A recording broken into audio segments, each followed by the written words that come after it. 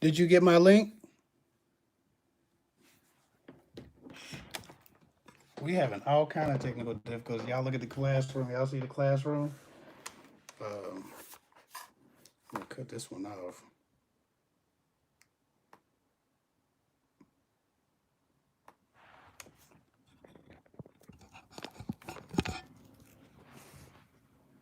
Rotate device back. Okay, orientation lock. I don't know how to do this. I'm trying to figure this out. We screwed up tonight. I don't know what's going on.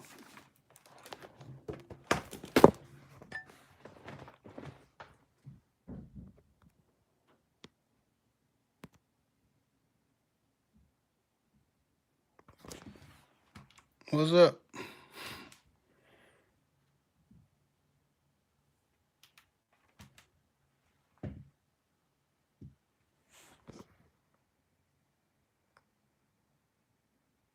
Look, we back, we back, we back. Somebody said I've been dating a man for 2 months. Let me see. Cool. You can hear me? Everybody good? I had to jump on my phone network. I had to jump on my phone network. I don't know what is going on. I had to jump on my phone network. This is ridiculous. Somebody mentioned retrograde and everything just shut off. I don't even know where to look. I'm trying to look at my doggone camera. This is new. I've never went live on my phone. Way clear. It's way clearer. I don't know what the hell going on with this technology. I'm not feeling technology tonight. Um, okay, we got 20 people back. I got to figure out how to hold this damn phone so I can talk. Let me get this computer off. We got a whole lot of stuff going on right now. This is ridiculous. And this has never actually even happened. I've never had this much. Y'all check the classroom out. That's my son's first grade classroom. We homeschooling right now. So let me just get this. Let me just get stuff together. I was set up to record on a computer, so the desk was all set up for the laptop. Now I got to put all these books down and all of that. But we're gonna get it together tonight. Man, this is frustrating. Um, all right. Let's see if that works. Yeah, maybe, maybe. We might be all right, guys. We might be all right. Uh, no, no. Okay, okay. All right. So the difference between this and the way I was doing it is now I don't see the comments as well. So I'm gonna jump on my computer and watch the comments as if I was a person. Um, Ashley, can you send me a link to my own my own live? I'm gonna watch this thing. I'm gonna start answering questions because y'all waited long enough. I was dating several at once, but the only one I was feeling. See, somebody said I was dating several guys at once, but he was the only one I was feeling. It's hard for me to do a vid with someone else. Third time's a charm. YouTube, solid. No, send it through email because on the phone I don't know how to do anything. This is ridiculous. This is just ridiculous. But we gonna have our night. Damn it, we gonna talk about it. In fact, because we've had so many issues, I'm probably gonna do a whole nother live for you guys. I'm probably just you're gonna get two lives for the price of one. Next week we'll jump into a whole nother live just because I don't like all of these issues. You pay for something, you want to get your money's worth, and I'm a little frustrated with the technological difficulties myself. So you gonna get it together, and you also gonna get another live. Um, Let me jump into the next live. Don't worry, I just clicked on your link. I'm gonna just click on your link.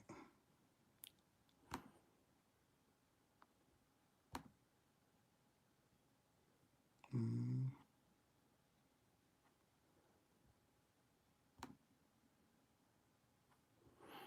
All right, now we back up to 40. So I don't even know.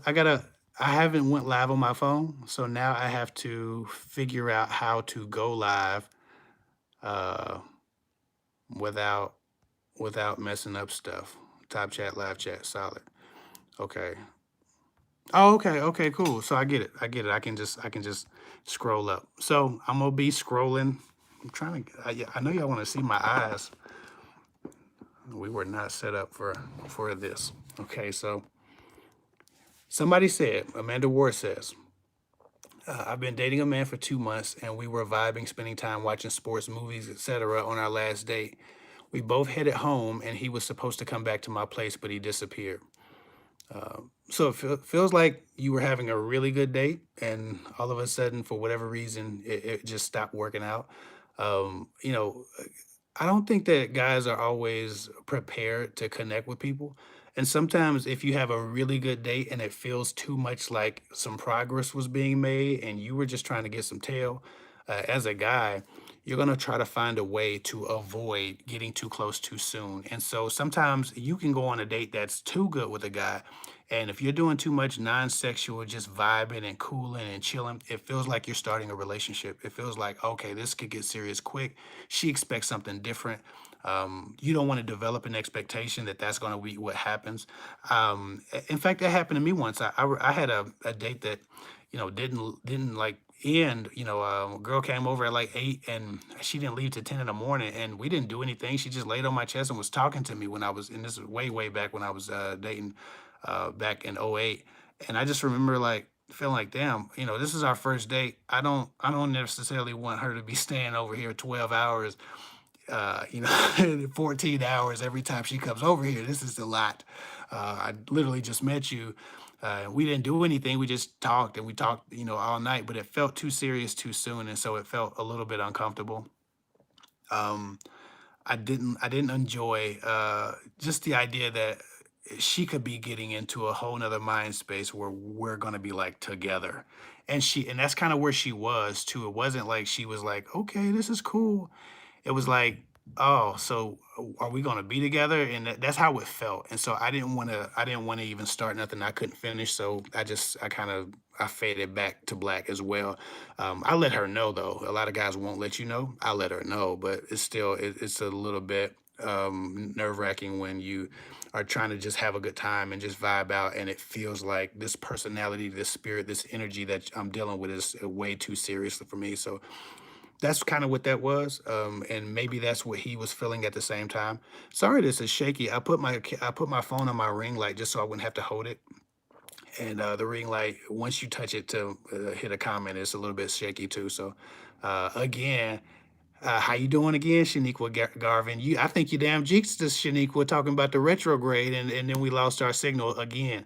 I don't know about it. I don't know about what you're doing, but you need to cut that out. We're not even gonna acknowledge no more retrograde because it's just too much. I don't want no. I don't want a third drop thing. To those who are filing in, because we've had too many technical difficulties, we're going to do a whole nother free live probably next week. So stay tuned for the next free live. Everybody who bought a ticket to this will get a free live for all of the issues that we're encountering, because this is just ridiculous. Too many people have been kicked out. So I'm not feeling this at all. This hasn't happened before, so that works. She said, lean it against a book on the shelf, which this is a I'm touching it. That's why it's doing it. I'm generally never touching it. I'm just looking at my computer.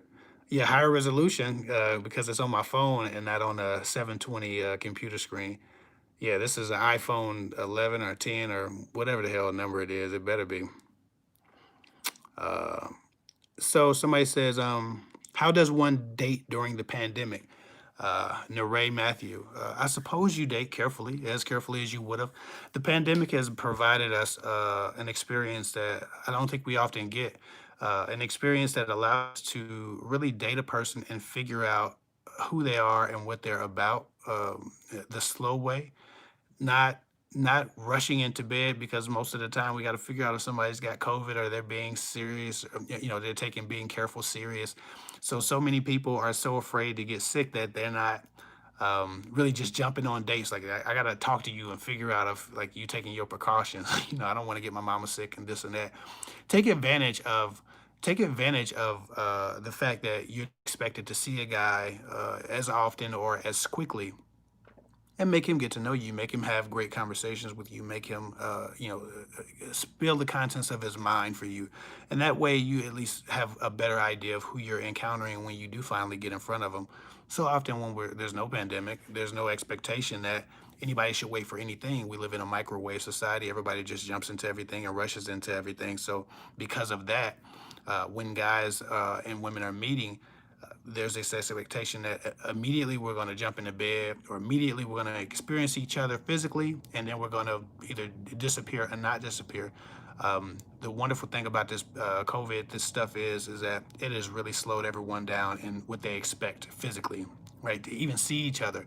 I have a lot of clients doing cell phone FaceTime dates instead of going out with the guys, and it's slowing their process down. They're getting more quality relationships because it's slowing their process down. So it's something that you definitely want to take advantage of, is the expectation not being so physical, and it has to be more intellectual to even get to a place where you want to risk getting COVID to be on a date with somebody.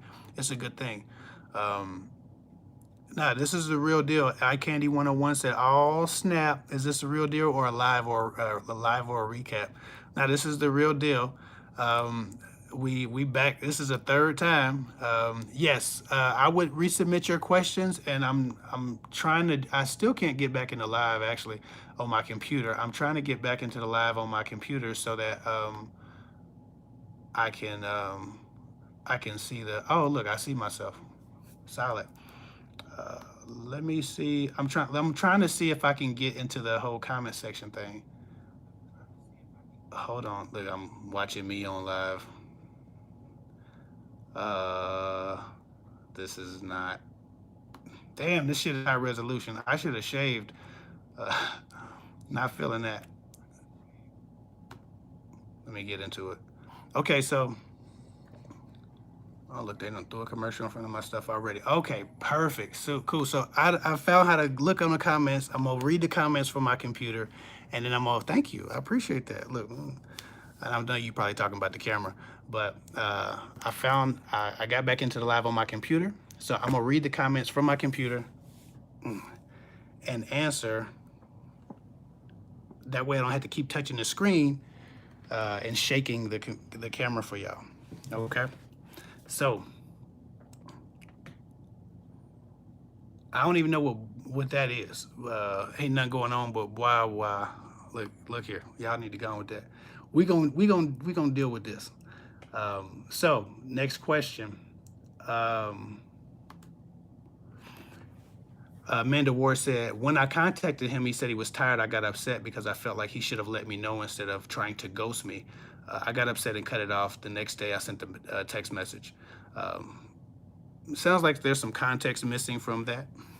So if if his separating from you happened over a course of one night, then there might be some context missing from that.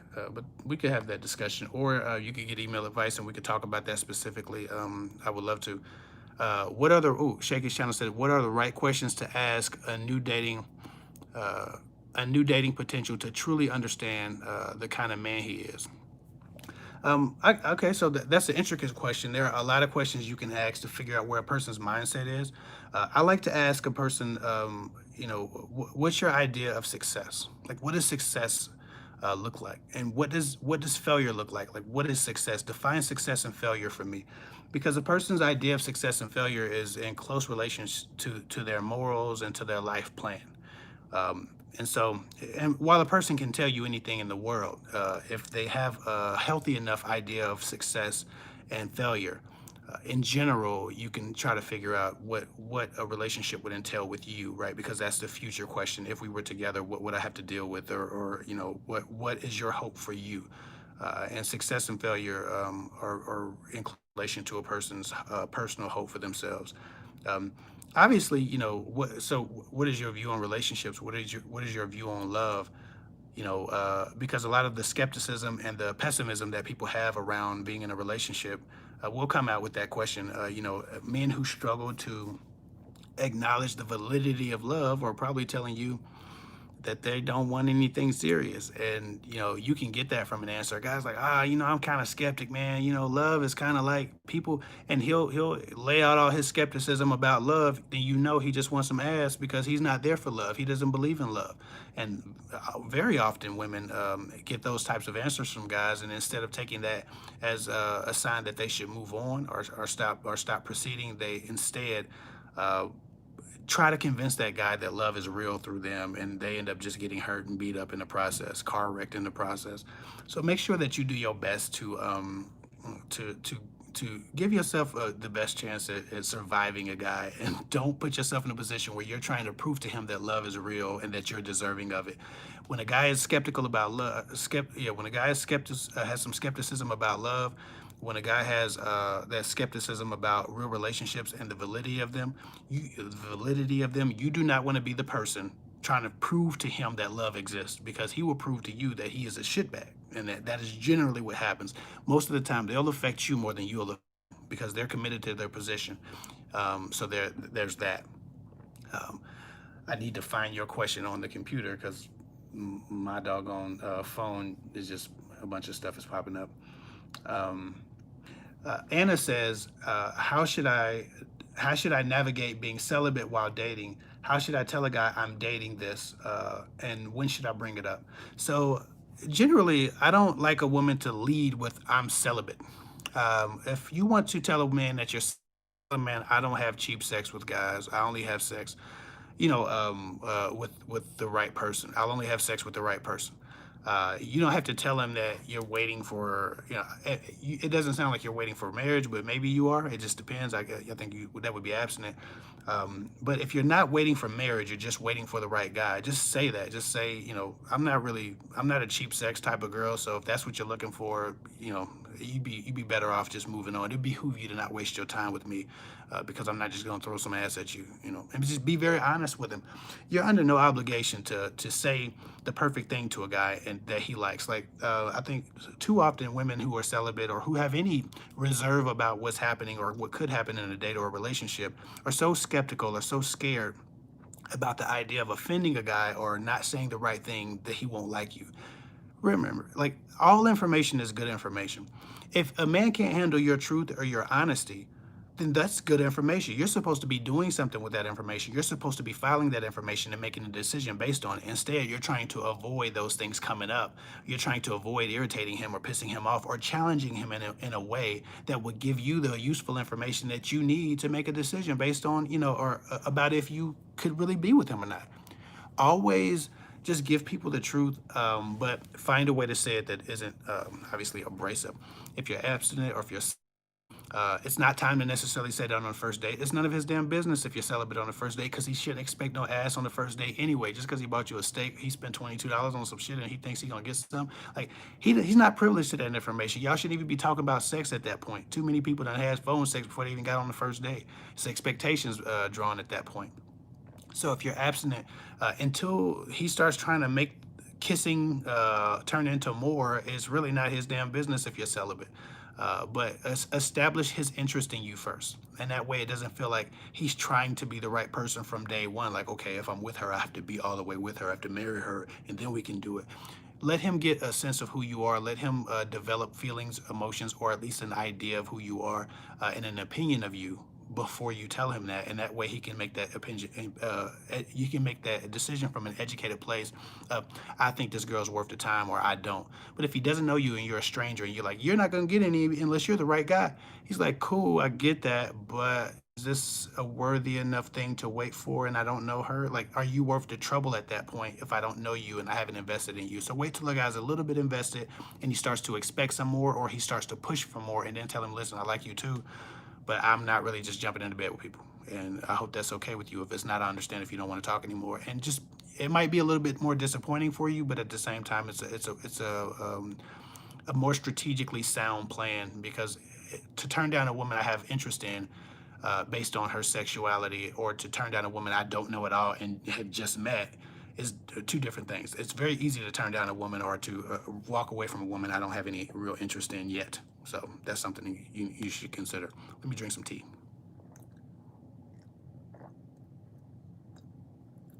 Oh God. My tea cold. It's been a rough night. For those of you just filing in, still coming out from the last live and the last blunder. Started a live, it died after an hour. Started a second live, it died after 20 minutes.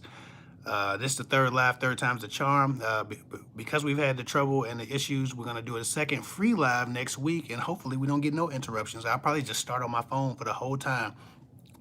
So y'all done paid for one live, y'all done got two lives for free, or two lives for the price of one, not for free. But so I'm gonna dig into these questions.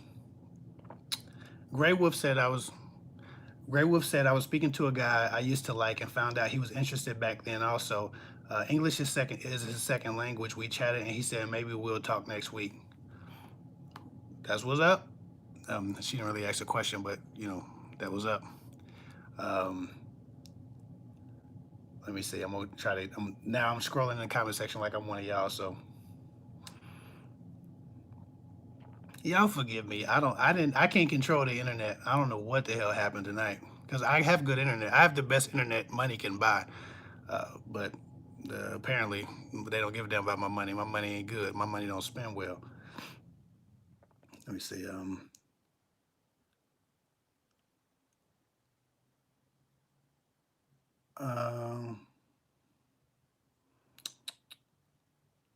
Okay, so somebody said I found my place. Somebody said, yeah, but you can't control the internet, and I do appreciate the free help and advice. Absolutely. No, I can't control the internet. I damn sure can't do that.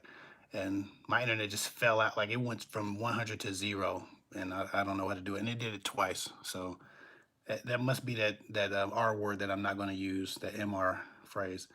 Somebody said, Grey Wolf said he never responded back when I asked. He said he didn't think we talk regularly. Should I chalk it up to being lost in translation or assume he's just not that into me? Um, I think that you probably should assume that he's just not that into you. It sounds like he's a long distance guy, or he wouldn't want anything more.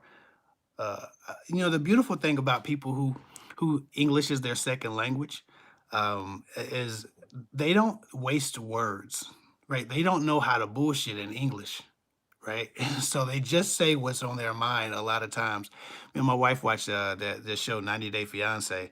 And let me know if I've been thinking, let me know if you guys want to see me react to some of these relationship shows like 90 Day Fiance or Married at First Sight. I've been thinking about doing a new thing where I do reactions to these shows and I keep people updated because we watch these shows, we love them, and I wouldn't mind actually doing that. I start recording my response to these. I love those two shows. I'm not a love person, but like I don't watch The Bachelor and shit like that. But these shows are very interesting. 90 Day Fiance and Love at First Sight. I think I might have to, or Marriage at First Sight. I think I've been really grappling whether or not should add that to my channel, just so we can have couples to witness and watch, and so I can commentate on what's going on, as we're watching it, so people get an idea of what the mistakes I see are and things of that nature. So, okay, look, there's a lot of yeses real quick. So we might be digging into that later. The first couple will be a little clumsy. I won't know what the hell to do or how to do it, but I'm gonna figure it out. Please forgive me for the technical difficulties. We're gonna get this together. But anyway, somebody said, thoughts on women saying I love first after dating exclusively for 8 months. Things are going great for the most part. Cat Deb. Generally, um, people feel love before 8 months if you've been encountering a person on a regular enough basis. The I don't know why you would have said it after 8 months. Now, I mean, I guess everybody's on their own timeline. I think my threshold for that word is about 3 months. At least it had been, when I was dating. So for people to say it after 8 months really means they just move slow, which is great. That's amazing. If that's in fact what was happening. So if you said it first, it's nothing wrong with you saying I love you first. I don't care who says I love you first. I'm not attached to who should say I love you first. I think if it's genuine and that's how you feel and you want to share it, you should share it. I'm gonna turn my damn tea back on. This is ridiculous. You should share that. But My fear would be that if you've said it after 8 months and you haven't heard it back, that you're dealing with a person who might be emotionally subdued or that's my tea, y'all. It needs to warm up. I hope it doesn't. It's really gonna be that loud? Damn, rude. Never mind. I got this tea kettle thing for Christmas. It's pretty cool actually. Let me see if I can show y'all. So it just sits on the desk and it'll warm up and get real hot, but it's loud as hell. I ain't got time for that. But my again, my concern would be that you're dealing with someone who's emotionally muted or stunted or a little bit too emotionally immature or who's grappling with their feelings for you. If everything is great, then run with that. I don't want to put doubt in your head if you're getting what you need from that relationship, but it's very important that you deal with the man and that you both get to a place where you grow, that you allow yourselves to be vulnerable enough to feel things. And if you're not feeling after 8 months or you're just expressing them, it probably means that you're not communicating from an emotionally open place. And you need to work on how to share your emotions with each other in a safe enough space and time and method.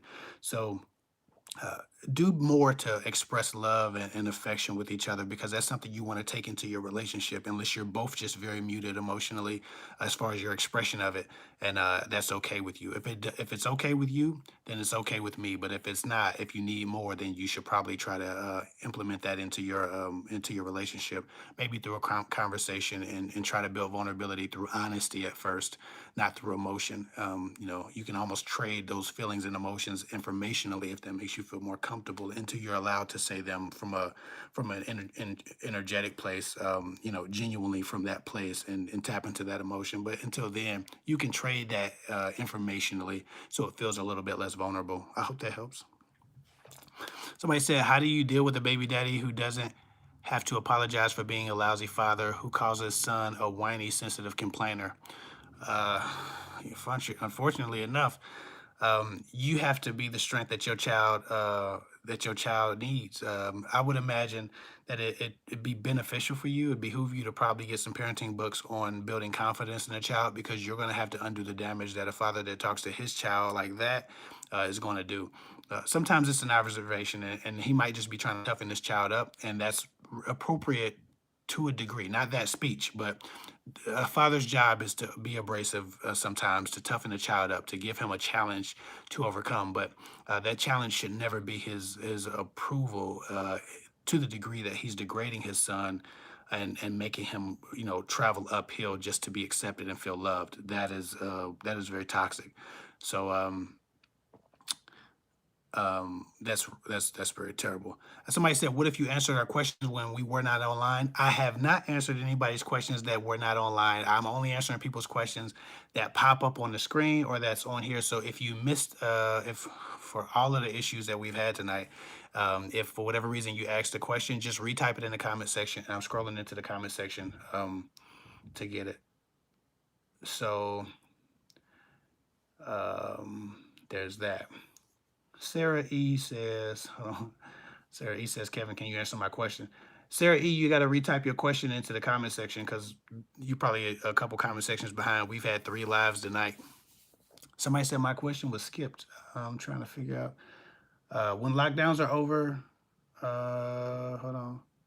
When the lockdowns are over, what advice do you have for a shy person whose usual options are going out alone or not going out at all, especially being afraid and awkwardly approaching and awkwardly approaching men, a shy person whose usual options. I think that you should get yourself a tribe. I think a part of the issue that you're facing is seclusion, and when you don't have anybody's energy to bounce off of, you're a little bit less confident.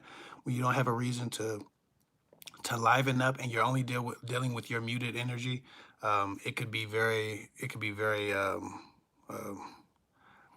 mm, I can't even, pretty girl. I can't actually see the text message because if I scroll down, I'm not sure if people can see me. Let me know if y'all can see me when I do this because I don't think I can look at text messages and be live. I think it freezes. Um, but if you're if you're a solo person, if you're shy, if you're always alone, then you really have no energy to bounce off of. You don't have a reason to lighten up, to smile, to laugh. It makes you feel very subdued, and then of course you're going to be awkwardly approaching people because you have no one to play off of, no real energy bouncing back and forth with you. If you're shy, you need to make more eye contact and you need to smile more and be more approachable. If you're shy, that doesn't mean you can't be pleasant. You can still be pleasant. And hell, I mean, what's the worst that can happen? Somebody doesn't talk to you. Isn't that already happening? Isn't that the worst thing anyway? To go and not really interact with anybody. So that the worst is already happening because you're making sure it happens. You're not speaking to people. So do your best to speak to people. Smile, wave, talk to people, be pleasant, trade pleasantries, and that way you give some energy and get some energy back. But if you're shy and you're just quiet and mute and you're staying to yourself, sometimes it can feel like you don't want to be bothered. And you can actually be the one subconsciously rejecting everyone around you and making everybody around you feel rejected just because you're afraid of that interaction. Um, it's not it's not having friends an issue. Me, I have no friends. Not having friends is an issue. I'm skipping all over now. I don't even know where I'm at now because I'm reading them off the phone and off the computer. So y'all forgive me, but we're gonna dig into these questions. We'll do another free live. Like I said, if you just came in, we're doing another free live next week because we've had too many issues this week. So we're gonna talk tonight and we're gonna talk next week. Yes, not having friends can be an issue. Not having friends can be a giant issue, especially if you're one who needs friends, wants friends, or hopes to have friends. I actually know people who found friends on Bumble. You know, Bumble allows you to connect to people based on what your need for a person is, whether it's friendly, and all of those things. I know people who met friends on Craigslist. I know people who met friends on Bumble. Don't put yourself in a position where you're living a life of solitude because you're afraid to put yourself out there. There are people just like you who don't have friends or who don't have a connection with anybody or don't have a tribe, and they're looking for that too. So, um, if y'all know anything in the comment section about how or where a person can find people like them who actually want that companionship and just want to try people out as friends, put that in the comment section. I'm not really sure how. I'm a little bit of an introvert. I'm a lot of it of an introvert actually, but I don't have a lot of friends. I ain't made a friend since '06, straight up. Like I guess I've made friendly connections with people. I have people I like. About three people I like enough that I've taken a number down since '06. But I don't, I'm extremely selective about people. So I might be in that boat one day, but right now, damn it, I'm cool. I don't trust people enough. And it's a thing that I have to work through. Again, everybody has their struggle. I'm not really struggling with it though. I was the type of guy that if I had five friends that were like, "Hey, Kale, let's chill out," I was like, I'm kind of doing my own thing today. Because I'm an introvert, so I don't really need that from people. But I do seek that companionship and that love like everybody else does. And so I just stick with my day ones. But if you don't have any day ones, you need to make some. And I think that you should figure out how to get on people. And Bumble BFF is pretty damn great for that. Somebody just said, and so try Bumble. I've heard people say they met their friend on Bumble. Bumble is really solid for that networking. Um, let me deal with this. Is my phone even charged? I don't know. We're gonna figure it out. I guess I'll find out if my phone is charged when it runs out. I can put the phone charger. I don't know what just happened, but somebody asked me if my phone was charged, and I was just looking. If for whatever reason my phone does get low, I can charge it. I have a charger close. Um, Somebody said they like Bumble. I think it's a good opportunity to make friends. Somebody says my ex wants to stop me from asking questions. I need the other context to that. That's missing some context. I don't know what. Uh, yeah. Um, I need to plug my phone into the charger, but I don't know if any. Y'all, hold on. I gotta grab this charger. Shaniqua Garvin said I need to plug my phone into the charger just to be safe, and that's a good idea. So let me make sure I got my charger close. I think this is a charger. Hold on.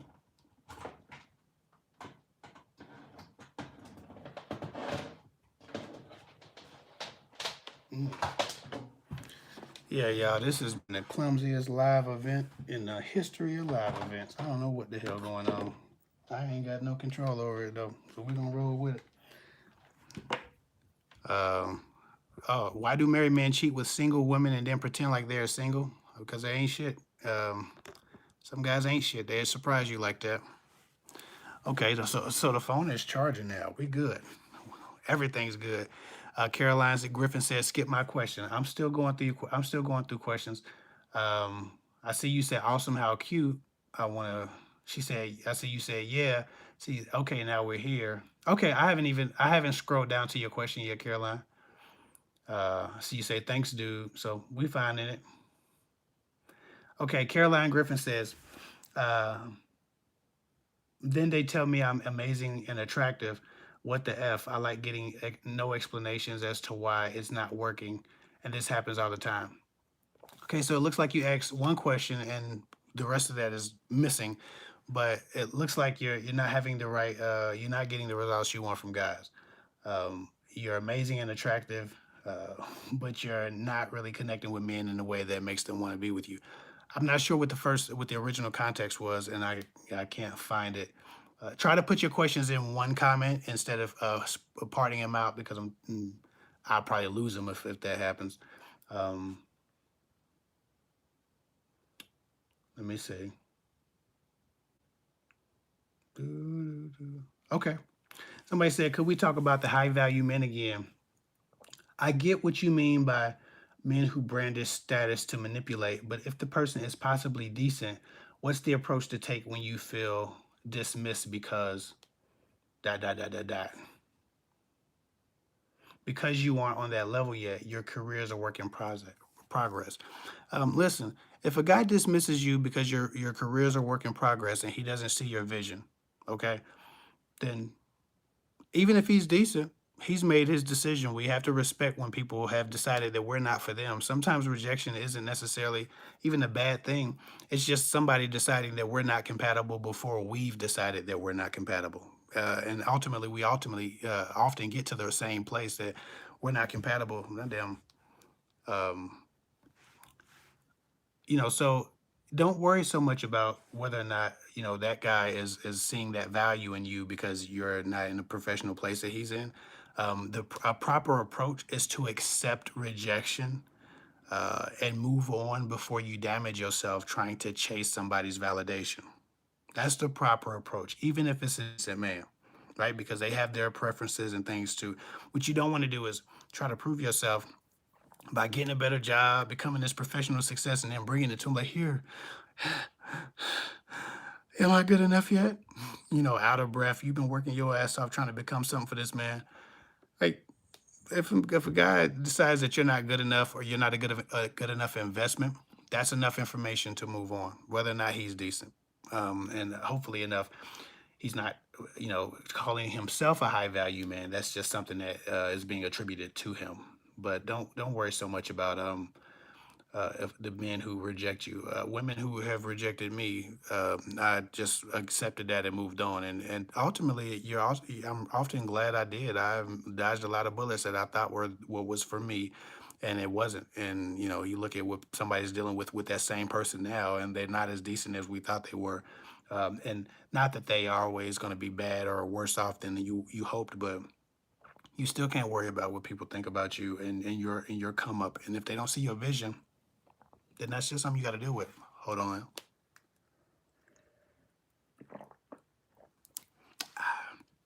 Throat getting dry.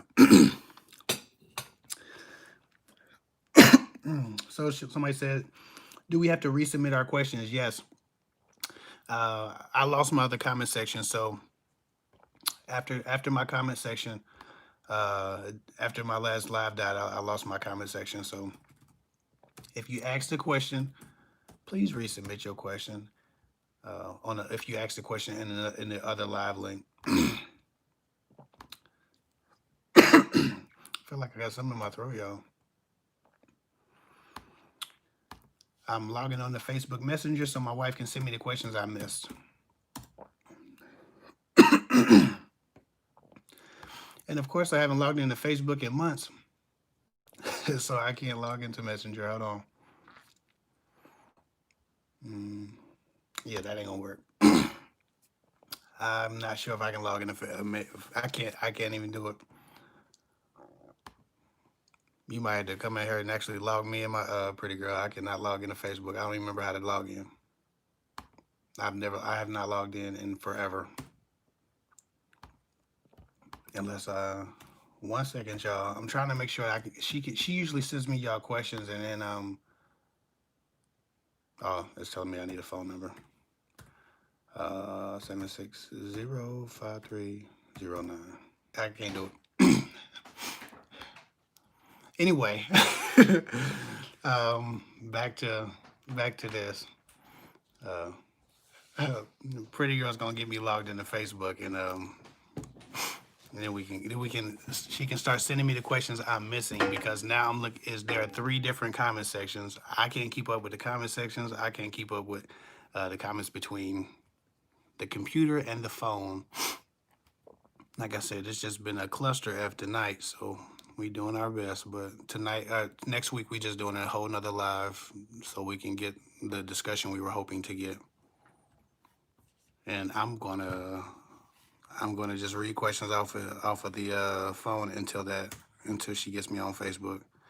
Somebody said, I want to see your reaction also, or your reaction to the TikTok videos you ranted at.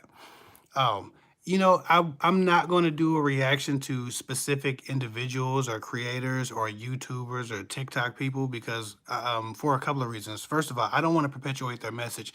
If I start ranting and going off on somebody, the first thing that my subscribers that I don't want watching that shit is going to do is go look at what I'm ranting about or what I'm responding to. So it's going to send them free subscribers, free followers, free publicity, which is going to be frustrating because I don't need them ingesting that and then coming back to me more damage because of it. Also, I'm gonna be honest. YouTubers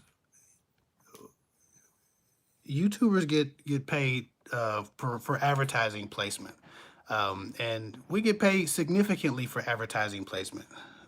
The one thing I don't want to do is give somebody 30 seconds that would have made me a grand or more to cuss them out. So that's why I don't want y'all going to nobody's YouTube channel to listen to some bullshit that they said. I just want to address the people who know what bullshit so they can stop listening to it. But I don't want to go send everybody over there so they can get toxic information and then come back to me like, "You right, that was toxic," or but I kind of liked it. I'm not doing that. So I'm not doing reaction videos to specific videos or to specific YouTubers or creators ever. For that reason, also for advertising costs, it's free advertisement. I wouldn't do it because their content is bullshit. I would never want to send anybody over there. Um, Also, people are really disrespectful online. People talk a lot of shit in a safe place. And if I get into a back and forth with a creator, another man, it could get disrespectful quick. And again, people talk a lot of shit in a safe place, so they're not gonna say the same type of things they would say to me in person online. They're gonna say way worse things, and so then it becomes just a knockdown drag out. I'm not gonna go there with a guy because I'm only gonna say something to a guy that I would say to his face. I'm like that. I don't say things I wouldn't repeat. That's just how I am. If I said it, damn it, I'll say it twice, and I'll say it to your face. That's how I like my beef. I like my beef. I like my disrespect in person. And people online can get super disrespectful because they like pissing people off. There's some trolls out here, and some of these creators are trolls. And we can get back and forth, and they'll start talking all about me, and I be trying to figure out how to go visit them. And not that I'm that type of tough guy, but I'm not the type of guy that wants to deal with people disrespecting my family or disrespecting me online, and I can't get to them. I really just get to them. I come from a place where if you wanted to do something to somebody, you just did it. You didn't talk about it. You didn't make threats. You didn't talk. You didn't say nothing about that. You just did what you had to do. And these people now, all they want to do is talk. Nobody wants to, really handle anything. Like, man, everybody's scared of an ass whooping. I don't want to get into that, so I'm never going to do response videos to creators about what's going on. I'm not going to do that. I don't know if I ever got my little login code. Um, yeah, I can't. I'm not going to be able to log on Facebook. So with that said, that's why I don't. That's why I don't look into what. That's why I don't respond to other creators and what they're doing because it really doesn't. It doesn't lead anywhere. It's just two guys disrespecting the shit out of each other, trying to figure out how to look better in front of the people watching the argument. Somebody said, "Can you?" Somebody said, "Can you discuss how to tap into your feminine energy in relationship when your career requires masculine energy?" Now, I'm definitely not a femininity coach, right? But I can tell you that as far as your career requiring masculine energy, when you come home, you need to. I'm gonna be honest. I have people work with notebooks a lot, notepads, notebooks, writing things down because sometimes you just need to get your thoughts out.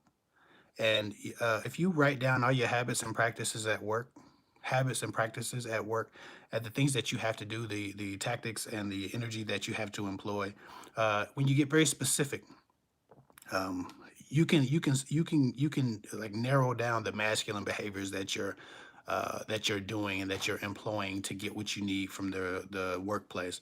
If you get very specific and figure out exactly what those habits and practices are, that you're employing at work, then all you have to do is come home and make sure that you dial those two or three or four or five things down. You don't have to. I can't teach you how to be, more feminine. That is not a thing that a man should be trying to dig into. Let me teach you how to be a woman. People think that that's what these videos are. I'm a sexist because I'm trying to teach a man trying to teach a woman how to be a woman. I'm not doing that. What I'm doing is trying to make sure that women present themselves in a way that's going to help them get to where they want to go. But if you get very specific about the habits and practices and patterns that you're using that work on your job, generally dial those things back when you get home. So learn exactly what you're doing and then try to figure out how to do a little bit less of that or do the opposite of that at home to a degree. Somebody said, because I can't get into Facebook, I haven't logged in like years. It's just been automatically logging me in. And tonight is the one night that my computer doesn't know what I am on Facebook. So somebody said, I'm on a private session tonight with a group of ladies. In the comments, I asked about a 3 month program, and it dawned on me that I could just send an email and request the information. I would like to discuss a few things with you, and I feel like the program could be valuable to me. Thanks in advance for getting back to me. What is? Oh, this is this might be somebody looking for for some coaching. Pretty girl might have thought that was a question for the live. I think that might be just somebody looking to jump into my 3 month program. I thought that was a question. Okay, this is a question. How about the neighbors that complain most of the time behind your back to the landlord to be kind to you, but be kind to you in your face? Okay, well, so you having neighbor problems. Listen, people are going to handle things the same way you handle them. Whether that's conflict, whether that's beef or being frustrated, most people are conflict avoidant. That's the nature of man. It's the nature of humans to be conflict avoidant. Most people don't want the conflict, and so they'll do whatever it takes to solve the problem without the conflict themselves. They'll put it on the landlord because they want the landlord to solve the conflict. That's what they think the landlord gets paid for. So it's very important that you just understand that.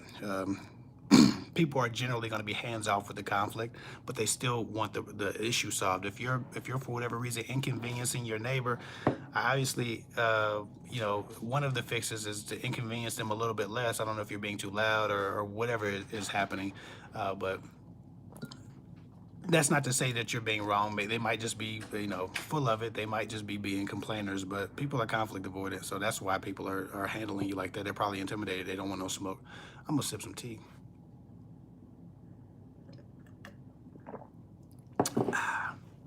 Yeah.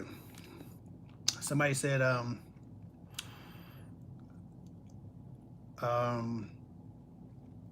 it's no disrespect to your wife, but your beard is on point. I appreciate it.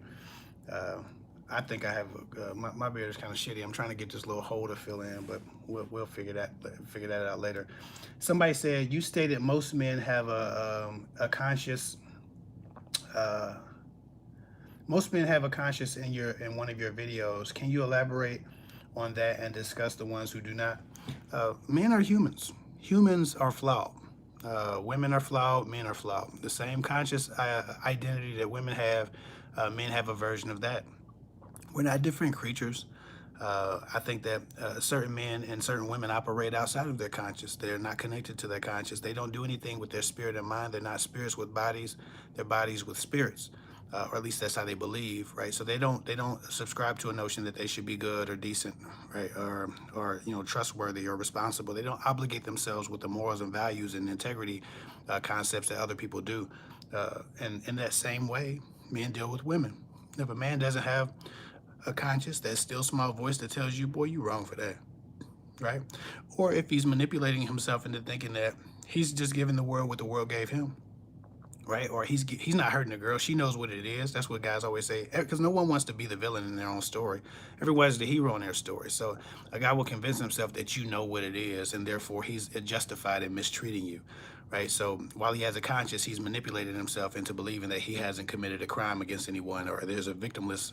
His crimes are victimless, or that he's the victim in the story. Whatever motivates people to do goofy shit, you'd be less, you'd be more. It behoove you to just focus on the people who do have a conscience and who do move with a moral integrity and an obligation to be decent, and stop trying to figure out the shit bags because they ain't trying to figure it out. They screwing one woman, screwing the next woman, lying about something, and screwing another woman. They don't give a fuck about nothing.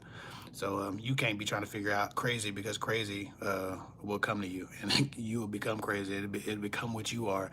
I always tell people, you try to figure out crazy, you be crazy yourself. And if you try to figure out these people who lack morals, you'll ultimately succumb to some of that stuff. You don't want to give your mind any of that energy to meditate on because it will affect you one way or another. Whether it makes you feel heavy or if it makes you feel hopeless, it will affect you. So you don't want to spend your time meditating on people who lack morals or consciousness or a conscious. I'm sorry. Um, Somebody said, I've been single for 3 years and I find myself wondering how to someday make a man feel needed when I have it all and I do everything for myself. The perfect way for me to step back and let him, a perfect way for me to step back and let him serve emotionally. If you don't need a man physically, I mean, if you don't need a man financially, that's okay. If you don't need a man, just in your practices and habits, your day-to-day life, you know how to get your car fixed, you know how to put a hammer and some nails together and do that. Like that's kind of sexy. Like men aren't necessarily mad that they can't fix the dryer for you or mad that they can't take your car up to the mechanic shop because most men ain't fixing cars these days anyway. But that stuff doesn't matter as much. Men want to feel needed emotionally. Men want to feel like they serve a purpose for you emotionally, and as long as you're transparent emotionally and you're vulnerable with them, they feel needed. So you don't have to have the perfect way. You just have to open up to a man enough to let him be him. And if he's a person who likes to support, if he wants to be your rock, if he wants to be your helpmate, and your friend and your guide, if you don't respect his mind, if you don't need his vulnerability, his emotional support, like that's what makes guys feel useless with very successful women. But if you're successful and the guy can't do nothing for you financially, but he feels like his love affects you, if he feels himself motivating you or making you feel stronger, making you feel protected, if you allow him to protect you in ways that maybe you could protect yourself, maybe you know how to. I think you might be a veteran. I think you know how to use a gun, but let him operate as men operate in some way. Give him a duty to serve, and obviously emotionally, that would be one. If he's a man who studies a lot and likes to teach, find something that he can teach you. Find something he can show you. Just let him impart on you some of his wisdom and some of his support and some of his strength, the things that he takes pride in himself about. A man generally loves a woman in the ways that he's proud of himself, right? Message. So if a guy like me, I take a lot of pride in being a provider, right? I take a lot of pride in protecting, right? I take a lot of pride in being supportive or finding the answer, doing what needs to be done, doing what's hard, sacrificing. I take a lot of pride in the grind, and taking on the risk or the discomfort, right? Being the strong one. I take a lot of pride in that. And so, the way I love is I offer those self-sacrifices, right? Because that's the way I love. Now, if my wife's like, I don't care about it, like if she just completely didn't, care about or didn't accept that, I was doing my best to provide and, she disregarded that and I never felt appreciated, that would be it would feel like she was rejecting me. If for whatever reason she didn't value the fact that I'm extremely protective and she didn't have a concept of how safe I make her in life and just out and about period. If she had never noticed that and she really didn't care for it because she just assumed that nothing would happen to her anyway, then I would feel useless in that way because I want her to see me doing this great thing. I want her to see me and feel me being great. And if she's not accepting it, then it feels like she's not accepting me, right? All of the things that I take pride in, being a great man, being a man of moral standing, being a man of respect, right? If she didn't respect how I was coming, if she didn't think I was smart, if she didn't think I was wise, if she didn't think I was a good provider, if she didn't feel safe around me, then I would feel like she wasn't accepting me, right? So the guys that you date will all have something that, pushes them, drives them, motivates them. Again, a man's purpose is how he, like, you have to connect a man's role in a relationship to his personal purpose, to the things that he has a pride in, to the things that push him and move him and encourage him and motivate him in life. Once you do that, he feels loved and accepted, even if you don't need him for his money or him fixing a car or something like that. But you have to connect yourself to his purpose. So the best thing you can do, Shake, is figure out what moves a man, figure out what motivates him, and figure out what gives him purpose. And that way, when you see him presenting those things, just be very appreciative and let him know that these things are irreplaceable, and he will feel loved and he will feel like there's a purpose in place for him in your life. I hope that helps.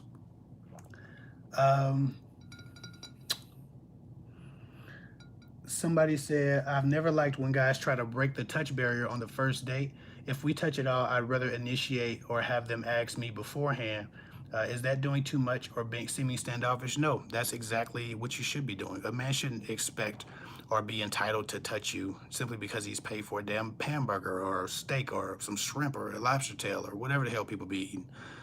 Listen, if a man is on a date and he thinks that he can just start rubbing you up because he's here and he showed up, then he's been dealing with some women who have very low standards, and there are a lot of them around.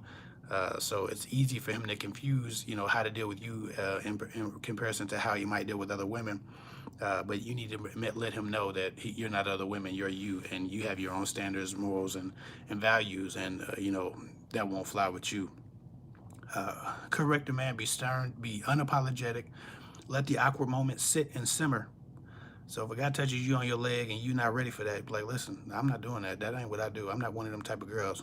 What makes you think you just touch my leg or rub me up because you bought some damn dinner? Are you for real right now? And just look at him and let that awkward moment just settle, because nobody likes the awkward moment, right? Once you get past the awkward moment and shit settles, he'll make sure he doesn't do anything to start that again.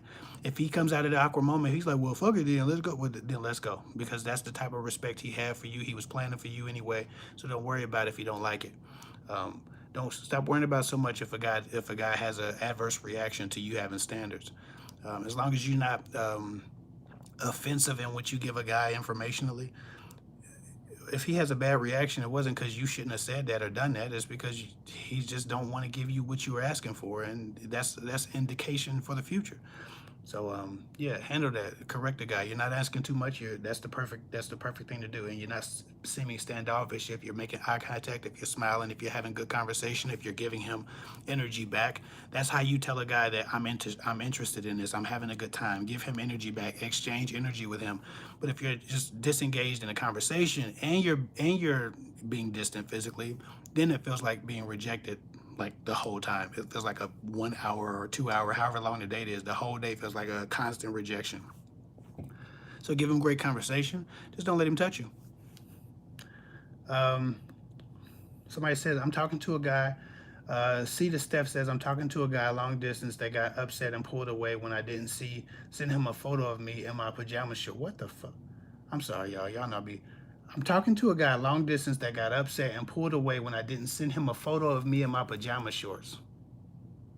This that bullshit I be talking about. Now, high value you motherfucker tell you, oh, well, he can do, if you, what one woman won't do, another woman will, and all this shit. Listen, if a guy is wanting to see your ass in some boring shorts because he been watching the Busset challenge on TikTok or wherever the hell the Busset challenge be popping, when these guys are out here trying to get you to send them sexy pictures, and then they're pulling away because you won't send them a sexy picture.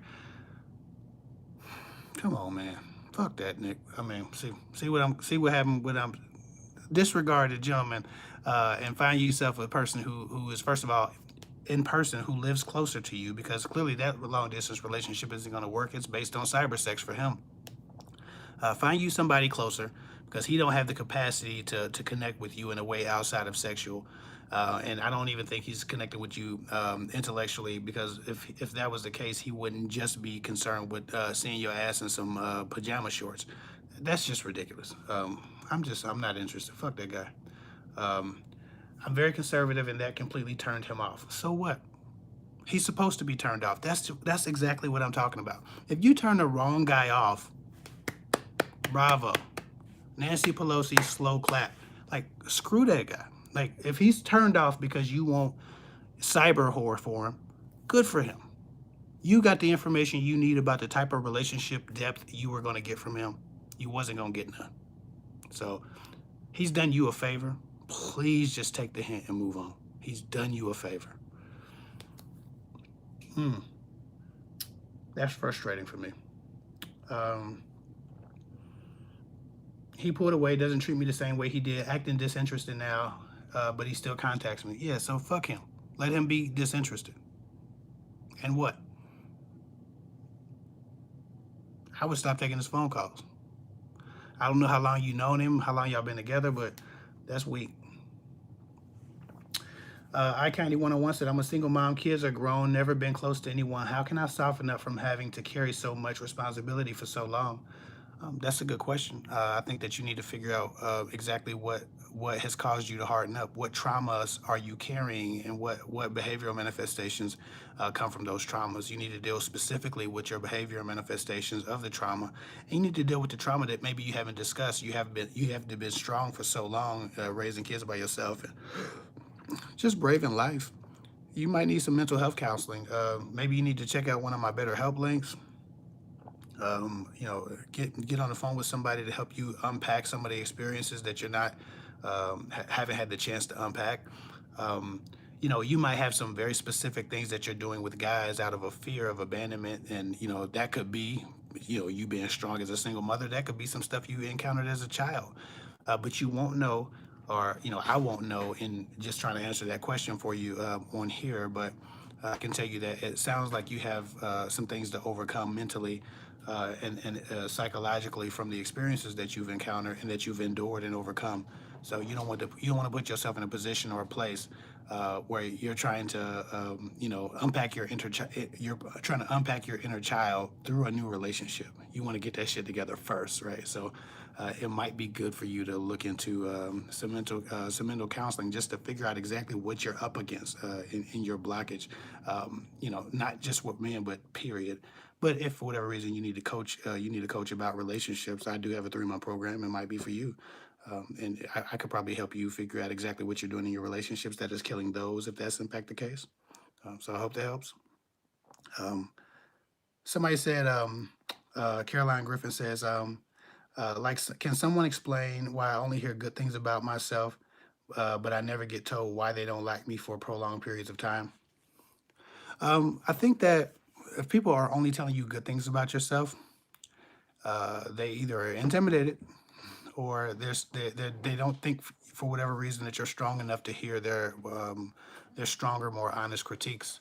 I think that can be pretty frustrating. I remember for a time, I only heard good things about myself as women were telling me, and I guess when I was 16, 17, so this wasn't like, adult Kevin, but I went through a period where I was the nice guy, and you're so wonderful, I wasn't getting nowhere with none of them. You're so wonderful. I've interested them because I've always been tall, been well built, get a lot of attention. But when I get with a girl, I get the nice guy speech, for my first couple of years dating, just trying to figure out girls.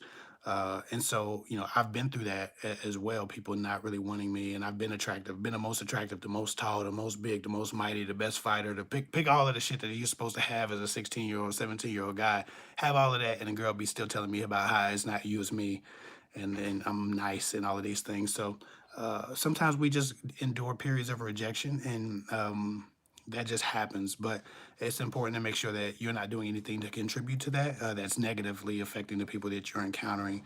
But sometimes you can ask for people's honesty and they give it to you. Sometimes they won't. Maybe if I talk to you, I could figure that out. But right now, I'm really not doing phone calls because I'm only dealing with my 3-month clients. And so that's just one of those things. I think I said it in one of the tapings before. This is the third taping, unfortunately. But I'm not really doing, not really taking new clients on for, and not that you were asking, but I'm not really taking new clients on for one-on-one calls, like one off, just one at a time, one-on-one calls, because I'm really trying to manage and focus on my 3 month clients. I have another slot, one more slot for 3 month clients, but it's expensive, and so a lot of people, it's not priced for everybody, and so soon enough, when my schedule settles, I might start taking more one-on-one calls and trying to help people work through their issues. But right now, I'm only taking new clients if they're signing up for my 3 month program. Um, Even so, uh, m- write me about your experience. I'm still doing email advice. Go to girltalkwithguys.com. Email Kev Hick in the services section, and give me the details about what's going on with you, and then we can figure it out from there. I'd like to talk to you about it personally. Somebody said, Mama B says, why does a guy threaten to kill you and your new man if he is around his child, yet has a whole new family of his own? Wow. So your baby's father has threatened to kill you and your new man if you're. This is why you have to choose well. I done so many videos about women choosing well, and they never get views. People just ain't interested in choosing well. They just don't. They don't give a damn about choosing well. Not, and I'm not shitting on you. I want to talk. I want to talk about your experience, but this is exactly why. You got a man talking about killing you and your new man if you got somebody around his child when he don't even want. He probably ain't even around his child like he's supposed to be around him. He's not no healthy father. I would only I would only threaten to kill. Well, first of all, I would never threaten to kill a person. I would just kill them. That's the quiet type of crazy I am. I would never say a word. I'm like, who did? Like that's what I'm like. Who did? He did really? What happened to him? Like I would never just threaten to kill anybody. They just be dead.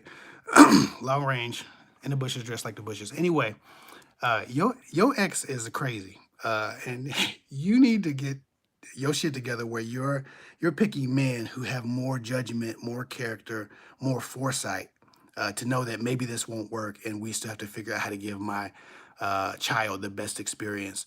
Unfortunately enough, a wonderful, beautiful, awesome young lady I just went to school with, I graduated around. She was like one grade. She graduated 1 year after us. Was dating somebody I know's baby's father, and I've known this guy my whole life mostly, and they broke up, and she was an abuse survivor, and he came back and actually killed her because she was moving on, and shot her in the head 5 times in front of the 5 year old son. Now he just went to jail. This is in my city, and it's just like you have to choose your partner with the future in mind. You understand with me? It's extremely important to choose your partner with the future in mind. Now, to your question, I can't give you the answer to how to deal with somebody who would actually kill you for moving on, but you need to learn how to protect yourself. You need to get your ass in some self defense training. You need to carry a pistol. You need to learn how to use that pistol. You need to pick a man who is ready for war and understands that, but not a criminal, not another degenerate. But and I'm not saying maybe he was a good guy with a good job. I don't know, but he's just crazy.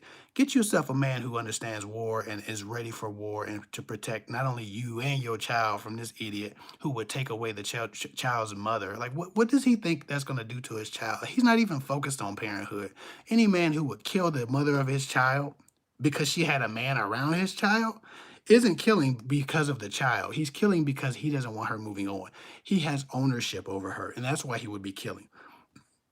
Even if my wife did some crazy crap, and even if I had one of those moments where I'm like, well, fuck it, I guess somebody has to die. I'm not going to say anything. In the bushes, dressed like the bushes, long range, 308 sniper. The point is this: if I had to do something crazy, I wouldn't hurt my wife because she is my child's world. Both of my sons love them. I'm gonna protect her at all costs. I'm just gonna be like, hey, you might want to get yourself another boyfriend. This one ain't gonna make it. You know what I'm saying? Like I'm not gonna mess with her. I would never take her. I would never do anything to her. She's the structure that my sons that are built on. Like A man who doesn't care about his son is or his child is the only type of man who would kill the mother. He's not killing for his child. He didn't give a damn about that. That's the motherfucker just went to jail in my city for again killing that young girl because she was moving on. He was always talking about my kid, my kid, my kid. He didn't that kid. He just cared about ownership, control, jealousy. That's what his MO was. So you're in a very dangerous situation. Please protect yourself. Get your restraining order on if you got to. He talking about killing people. You need to be reporting that shit to the police, letting them know, carrying the gun, getting you. If you do get you a new man, your new man, if he can't fight, his ass better be in self-defense training, and you better learn how to work a pistol. I might get y'all some. Y'all might need to get some vests or something, but be prepared for shit because where I come from, when people say they're gonna do something to you, they gonna do it. They're not gonna play with you. They don't send idle threats. So if I don't know where you from, but I'm from a rough place. So just handle that like it's a real threat and stop dealing with this man like, oh, I know him. He ain't that crazy. Every dead woman in the ground who's been killed by an ex at some point didn't think he was that crazy. That's why she laid down with him, and now where they at. Okay. So y'all need to get your shit together. Seed of Hope. Hey, good night. I know it's been a long night. Love and respect. Sorry for all the stuff. See you next week. Anyway, that was for her. We talking tonight. We still talking tonight, and we gonna talk next week too. So I'm gonna get back into this. Um,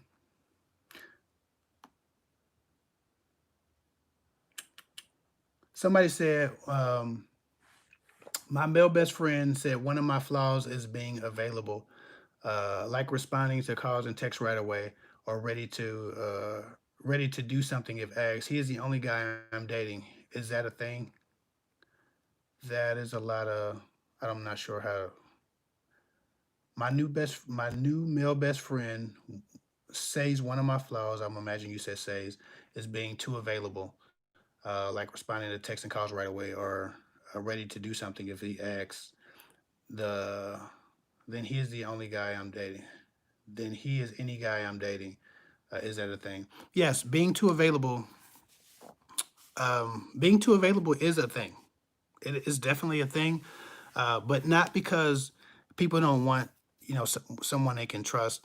It's just that everybody has different distance needs, and sometimes when you're too available, uh, certain people are intrigued by mystery and distance, and things that make them feel like they're being challenged. Those men aren't for you. Um, a man who thinks you're too available is just not for you. Everything ain't for everybody.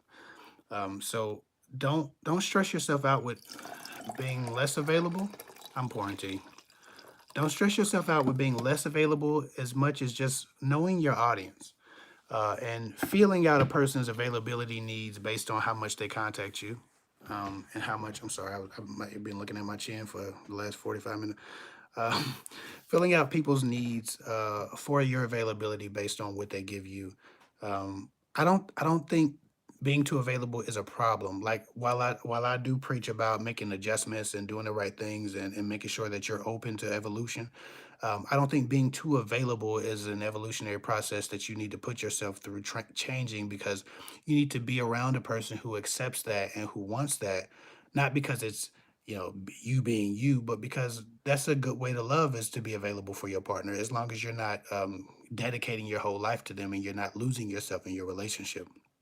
Some people want that availability and others don't. So because it's a preference thing and not necessarily a problem, it's something that I don't know if I'd like you to change as much as I'd like you to just pick men who have that um, same respect for that response that you give them, that prompt way that you have of attending to your relationship. I don't think that that's a problem at all, and I just think that you have to find somebody who enjoys that. Um, but right now, it sounds like you're single or you're dating your best friend, or you say any guy I'm dating. He's not any guy you're dating. Everybody has different needs. I like when somebody's prompt. I don't like to play games. I don't like to guess. I'm with my wife because I didn't have to play games or guess with her.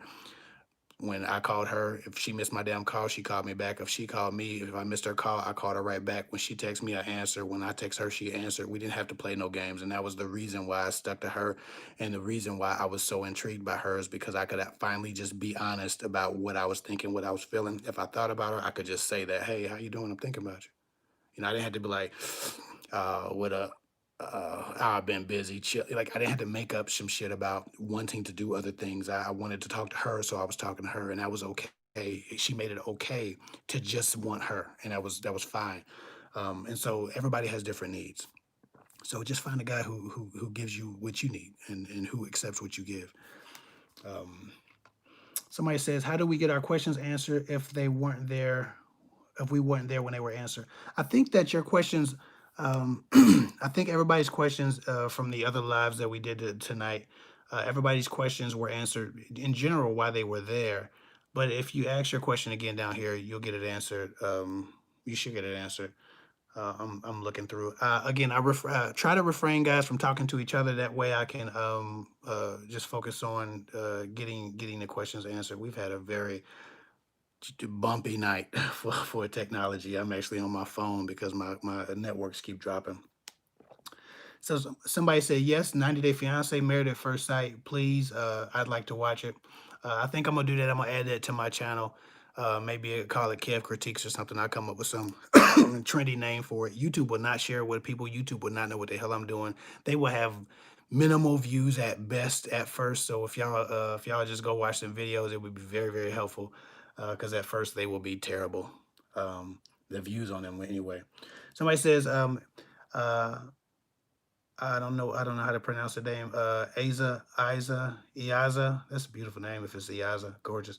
She says, what does it mean when a man just suddenly shaves his girl? Y'all not gonna believe this shit. She said, what does it mean when a man just suddenly shaves his, y'all forgive me, booty hole out of nowhere after 3 years? Yeah. Listen, I'm not a booty hole connoisseur or nothing. In fact, I'm not an ass play person. If my wife touches my ass crack, my eyebrows up. We ain't doing a whole heap of ass stuff over here, to be honest. Even so, if a guy shaves his booty hole after nowhere in 3 years, um, then that probably means that he's doing something new with someone new. Because if you ain't doing nothing with the butt, but he shaves his butt clean, somebody wanted some ass to mouth. That's what probably that means. Maybe he's experimenting. Maybe if he's a particularly hairy guy, then he was trying to figure out if the toilet paper wiped a little better. But we in the weeds now, guys. Listen, if he's doing that and that's what he's doing, and he's shaving it clean, then he's getting porn ready, or he's trying to figure out how to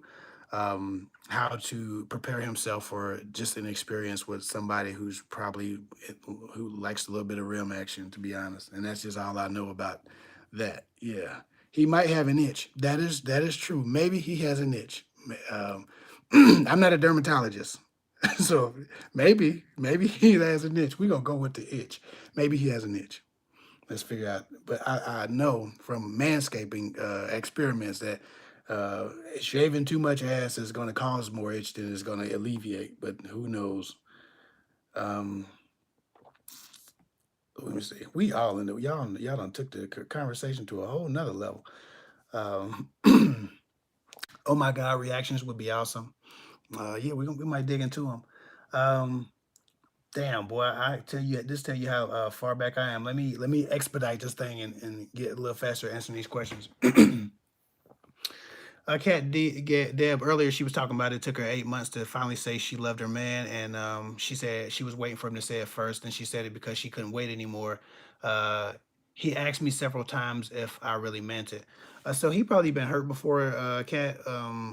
For the question earlier that you asked about your man not saying "I love you" after 8 months, he's probably been hurt before. He's afraid to say it, afraid to leave himself vulnerable. To be quite honest, he probably needs some counseling because you can't in and of like by yourself recreate all trust in him. You cannot be the only reason that he trusts and he lets himself go, and so he might have some trauma that he's just not getting over. And I'm hoping that he's still giving you the best of him, and it sounds like you said you had a great relationship, so we're going to focus on that as long as he's doing what he needs to be doing. But you need to start having more honest emotional conversations with him and figure out where his angle is, because that is a little bit disturbing. After 8 months, he doesn't even trust that you mean it. um, but again, if you're having a good relationship, don't start critiquing a relationship every day. Just have a conversation about it to figure out where he stands on it. Um, Thank you, pretty girl. Somebody says, I'm 41 and I only met 20 somethings. I feel like I'm perceived as a desperate old cougar. I be trying to school them on life, but they want my damn number or guys married. What the hell? Eye candy, you're a pretty lady. You're very youthful at 41. You still look 31. I don't think that the guys that you attract are necessarily the problem. I think as many 20 somethings as you attract, you're attracting the 40 somethings and the 30 somethings as well. But the 20 somethings are just bold. The 20 somethings are busy. The 20 somethings are in their sexual prime, so they're just making sure that everybody knows that they can get it.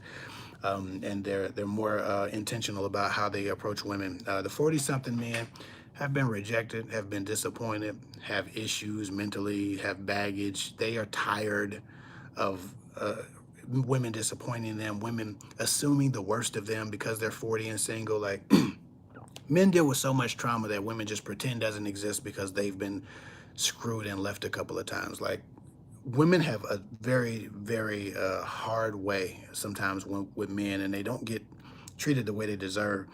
But that is not to say, and that is not to imply that men are not experiencing the same amount of hurt and pain in different ways. Now, all of these guys aren't. The guys that are screwing a bunch of women and discarding them, they're protecting themselves. That's why they're having such a fun time. But the men who aren't living life like that, which is a great deal of men, and even some of the players are only players because they've been hurt so much that they just said, "Fuck it." I've been in that mind space when I was 18. I had to make a decision about what type of man I was going to be because I got my little heart broken and I was like, okay, I don't know if I want to be the type of guy who gets this type of shit. I'd already finally learned how to not get left for being a nice guy and just kind of present my natural self. And then when I do that, you get your little heart broken and it's like, well, damn, that didn't work either. Well, what's next? Well, I damn sure I can use that very small amount of time women like me to abuse them, but that's just not me. It's not in me.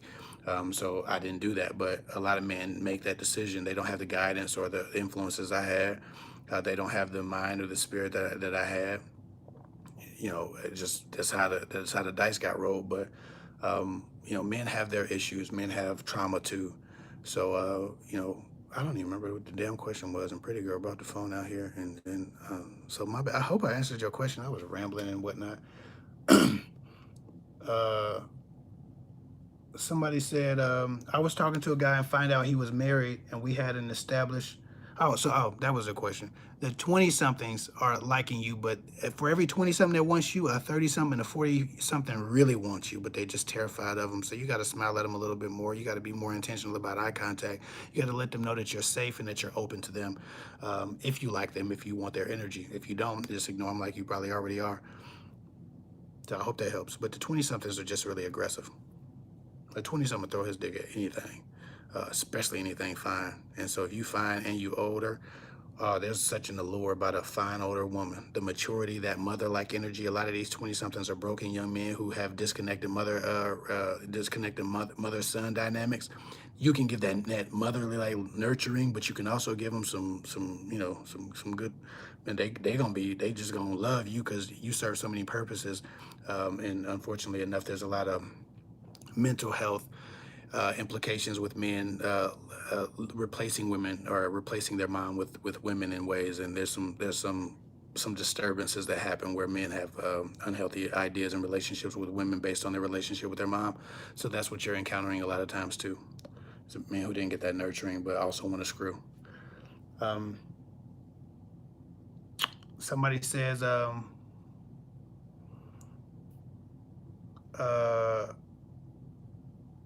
I was talking to a guy and found out he was married and we had an established very tight connection and we were very into each other and we were not intimate, and I found out he was married.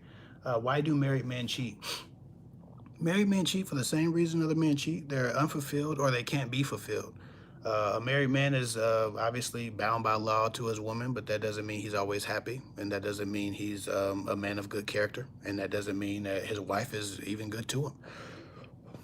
Even so, if a man isn't married, let a man be married and be away. Like, don't deal with them. But men cheat just for the same reason women cheat. They're disenchanted. Just like if you watch Cheaters, I don't know if this show's real or fake. It's kind of over the top, but it's always a woman talking about you wasn't there, and when she's got nothing on but a trash bag, trying to cover herself up from the cameras, and the guy's running around in a chicken mask or something. He's like, "You wasn't there. Who's this guy in a chicken mask? This is my chicken mask." He's like, "You wasn't there for me. You're always gone. You're always working." Like, people get into this thing where they're disenchanted. They're not getting what they want. Their level of distance is not being met. Their level of closeness or proximity is not being met. Their needs, they're not getting the prompt responses. Whatever their needs are, they're not getting them.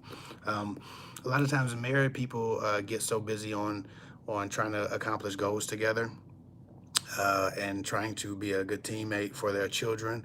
How do you keep that spark in your marriage? We're going to deal with that. But a lot of people get so focused on just living and surviving that they don't have time for their relationship. And I think that's appropriate, and it's necessary for every marriage at a point to be building, right? Just to be building and to not necessarily be focused on how to be romantic. You should be able to have a few months where you're not focused on wooing each other, where you're just getting it for each other, where you're just accomplishing, where you're just building. Like the Hollywood idea that every relationship is supposed to always be romantic and passionate and bold, and like that is just bullshit.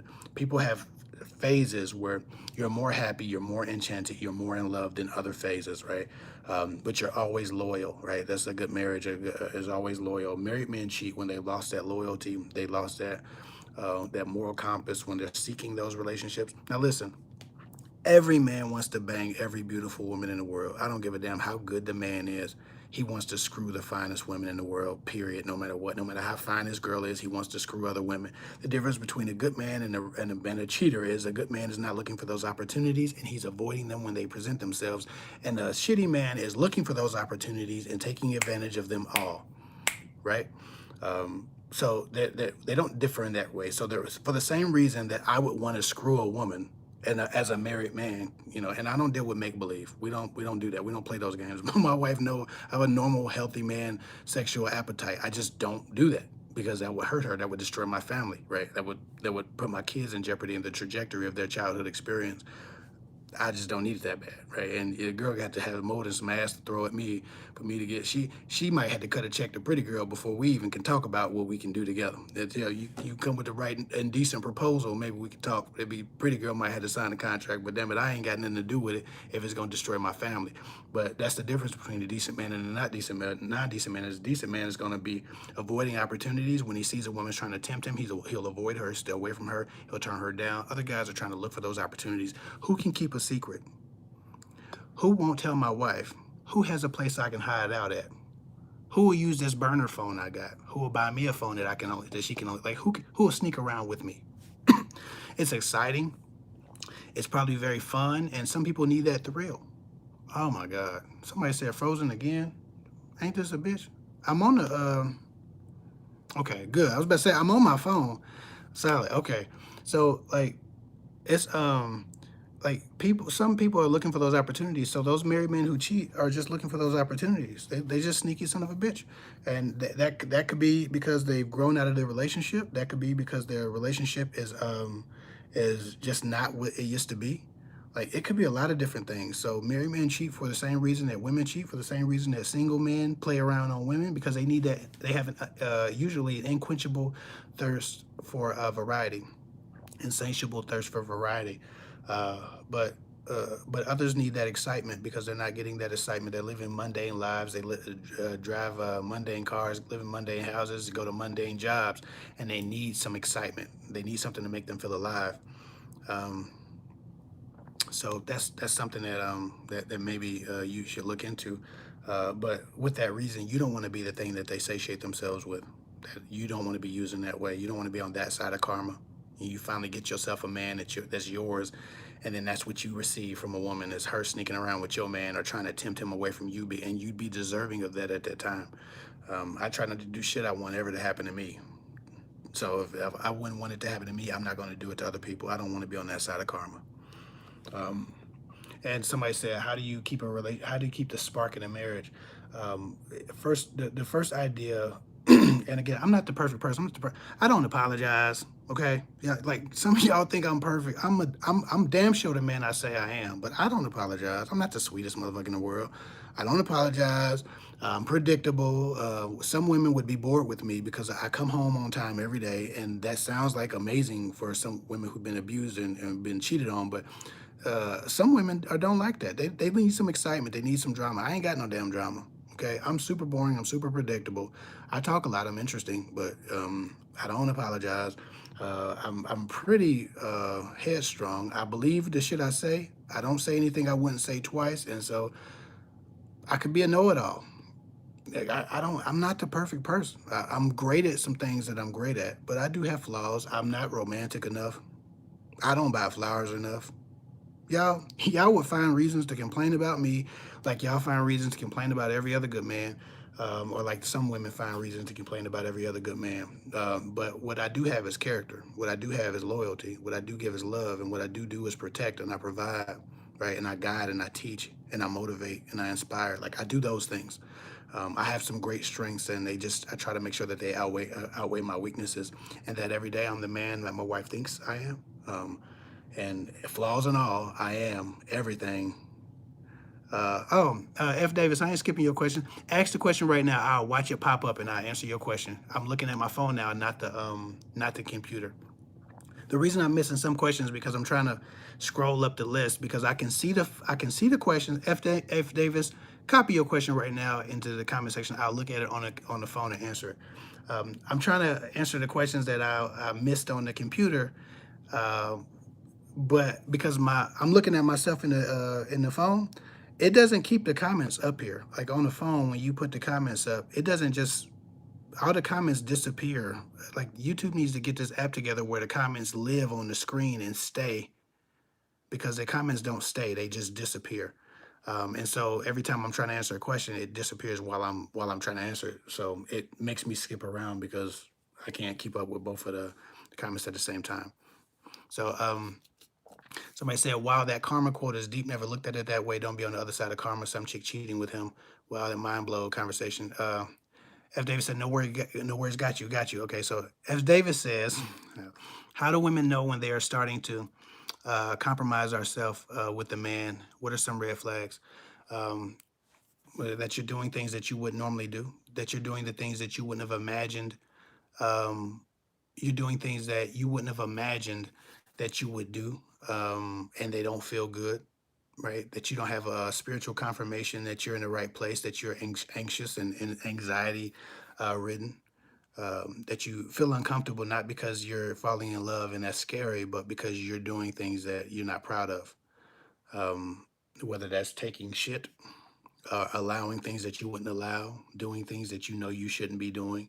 Anytime a man is stretching you morally, that's a problem, right? I always talk about being stretched, evolving, growing, forcing evolution. Those are good things. But when you're stretched and evolved and grown and forced to evolve morally, that's a very bad thing. So generally, those red flags are always around your moral, always revolve around your morals being challenged. Um, okay, so somebody said you got to turn your phone the other way so you can see all the comments. That way you can scroll too. Um, I'm not sure that I can. I tried to turn my phone and it said it says my orientation was locked. Once I chose to go live in this orientation, it it won't let me go and switch the phone. I tried to switch the phone a couple of times and it won't let me switch the phone. It tells me that my orientation is locked. I think it says I had to stop my live just to switch my orientation. That would have been the fourth live, guys. That would have been too much. We down to 76 people, and I know I sold 176 tickets or 180 something tickets. So again, if you just joined us or if you missed it, we're going live again next week because this was just a cluster F with the technical difficulties we had. So I want to make sure that everybody gets a chance to have their questions answered in an orderly fashion instead of me skipping all around and just all of the interruptions we've had. It's just been too much. Um, Shaky's channel said some men have been bold these days. I recently got one trying to talk to me, and so I blocked him. He used his wife's phone to FaceTime and text me. Her name literally popped up, and he said it was him. Yeah, guys are out here trying to do. Guys are all out here trying to do whatever they can to get it off. Um, and that's just somebody said rest up that voice. I'm actually rested. I just actually I can sip with this big ass teacup because y'all can't see my mouth anyway. Perfect. So somebody said the guy I'm dating is 49. I still haven't met his daughters yet. Should I be worried? We've been dating for 8 months now. No, you shouldn't be worried. How old is his daughter? Or how old are his daughters? He probably has an issue with the baby's mother who doesn't want him bringing women around, who's not serious, he's not going to be married or with permanently. That can be a problem. He might have issues with his daughters not liking or accepting the fact that he's dating and not moving on. He might not even want to have those types of conversations with you because he doesn't want that to become a piece of drama in your relationship potentially. There could be a lot of reasons why you haven't met his daughters yet. So it just depends on what his reasons are. Um, I'm gonna hold on. I'm gonna try to get some more questions over here from people who answered. Um, okay, so I think now I know my wife is going back and forth with you, but I think I see your part one. So okay, I have part two, but part one after hour. Okay, so pretty girl, I can see. Are we talking about Shaniqua Garvin? Because if we talking about Shaniqua Garvin, love and respect to you, I see part one. She says my situationship that went from yeah okay. So I got part one, and then send me part two and three. She said my situationship that went from 2005 to 2007 ended when he moved in with a girlfriend, and I settled and got married. Now I'm a widow, and he found this out last year and started contacting me. Okay, so now you're a widow, and your situationship from '05 to '07 has contacted you. Now I'm going to read the email. Part two. Uh, Started contacting each other when we could. Sidebar: he told me he was single. Then I told him I liked him and questioned him about his inconsistency. He admitted to still being with the same girlfriend, living living with her. I stopped calling. He still calls and says hi, and I assume to see how mad I still am. Should I block him now? I'm a sucker for our phone conversations. Yes. So basically, everybody, to sum that up, she dated this guy in 2005 to 2007, intermittently in a situationship. They both moved on. Now she's widowed. He's still with a girlfriend. He's calling her. He's expressed that he's still with a girlfriend, living with her, but he's still calling regular basis or a regular enough basis trying to figure out if she's still mad. He's trying to sucker you into being the other woman. The easiest way to sucker a woman into being the other woman is to give her the information she needs, disappoint her, give her time to rest up, and then call her again until she can't resist you anymore. A woman who will give you an inch will give you a yard. That's just how it happens. So a woman who says, well, we can still talk even though I know you're cheating on your girlfriend emotionally with me. Ultimately, she said, well, we can hang out, but we can't do anything. And then after you pull out of her, it's, well, I hope I'm not your girlfriend after you don't leave your girlfriend for 5 years. It's like, are you going to leave her? What's wrong with you? And now she's not in her place anymore as a side woman. It's very difficult for women to stop once they start being the side woman for a guy. In fact, I haven't met many who can.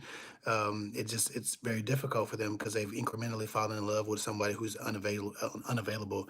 And so yes, narcissistic supply is what he wants. He's just feeding his own ego, and he wants to connect with you in a way that came into this knowingly. You knew what it was. Men love to put a woman in a position where they can say, "You knew what it was," and it's exactly what he's doing. He's exploiting your friendship and the trust that you might have in him because you've had a history in making you a party to his infidelity now, and he wants to make sure that you continue to grow with him and start to keep his secrets, and then ultimately start being with him sexually and just being his other girlfriend, because you be emotionally entwined at that point, and you. So the best thing you can do is stop talking to that guy completely and leave him alone. Don't talk to him at all. at all periods. Just stop it. Cut that shit off. It's not a good thing. Um, Meetup is a great suggestion. Um, so meetup, I'm assuming she's referring to the thing we were talking about, finding a friend. Do I apologize to an ex for coming from a place of pain and fear before? I don't know. I didn't know this was happening until I got right therapy. Absolutely. If you want to make amends to people that you hurt or disappointed or affected negatively, you're welcome, Shaniqua. If you want to make amends to people because you knew you wasn't right and you found out things about yourself, please do that. That is a big thing, and people ultimately appreciate that and respect it. And sometimes you can erase a lot of damage just by telling people what you were going through that you didn't realize at the time or you didn't know. Because sometimes people internalize your mess as theirs or their fault, and when that happens, they don't know just they just don't know how to process what happened between you. And so if you've left some damage because you were damaged, because hurt people, it is a wonderful idea to to make known that you've done some counseling and you realized what you offered the relationship wasn't conducive to their mental health as well as yours. And just let them know that you're a different person now, not necessarily to get back with them, if even if that's what you want, but just let them know that you're a different person and you just hope that they can forgive you. Generally, if a person wants to be with you or wants to try again, they'll continue that conversation. They'll stretch that interaction, and they'll look for opportunities to get to know the new you. Um, Brandis White, May S. I'm pretty girl's gonna try to figure out where your question is. I'm assuming, and she gonna dig into it. And Brandy's White said, do you feel like men move faster than women? Absolutely. Men always move faster than women physically, but slower emotionally. I kind of feel like men not all hold on to everything and everybody that has hurt them in the past. So I'm just curious. Yes, that's why men move so fast physically, because they have to make up for this slow emotional movement that they're having. They move like turtles emotionally, but they move like drag rabbits or hares. You know, the tortoise and the hares. They're hares emotionally, and tortoises no, they're tortoises emotionally and hares physically. So that's why they replace all of that love and connection that they should be trying to get from a woman with sex only, right? We all want the sex. Everybody has their sexual needs, and some men have voracious appetites, but they don't have an appetite for pain, and they still don't trust that pain won't come from letting themselves be vulnerable with a woman. May S, I found your part one and your part two. Quick context: I'm a 31-year-old consultant at one of the big four accounting firms in Atlanta. I have an MBA and a BS degree from an HBU, and AKA no children, single for 10 plus years. My mom mad at me 14. My mom had me at 14. No father, grew up in the hood. Mom had my sister at 20 by another man, my stepdad, who she married. He has my sister's name tatted on his chest. My sister is in dental school and is now married. She said, with two baby girls, part three. I said that to say a couple of years back when I started to notice the difference in someone raised in a loving with a loving father versus me, someone without the effects it had on my self-esteem and ultimately my interactions with men. It's been hard trying to overcome this, but I'm not giving up. Any advice? Yes, daddy issues. Um, I think that there's a. Oh, is there something else? Oh, where? Hold on, pretty girl's showing me. Um, the rest of your question if I missed a part. I think did I get it all? I think I got it all.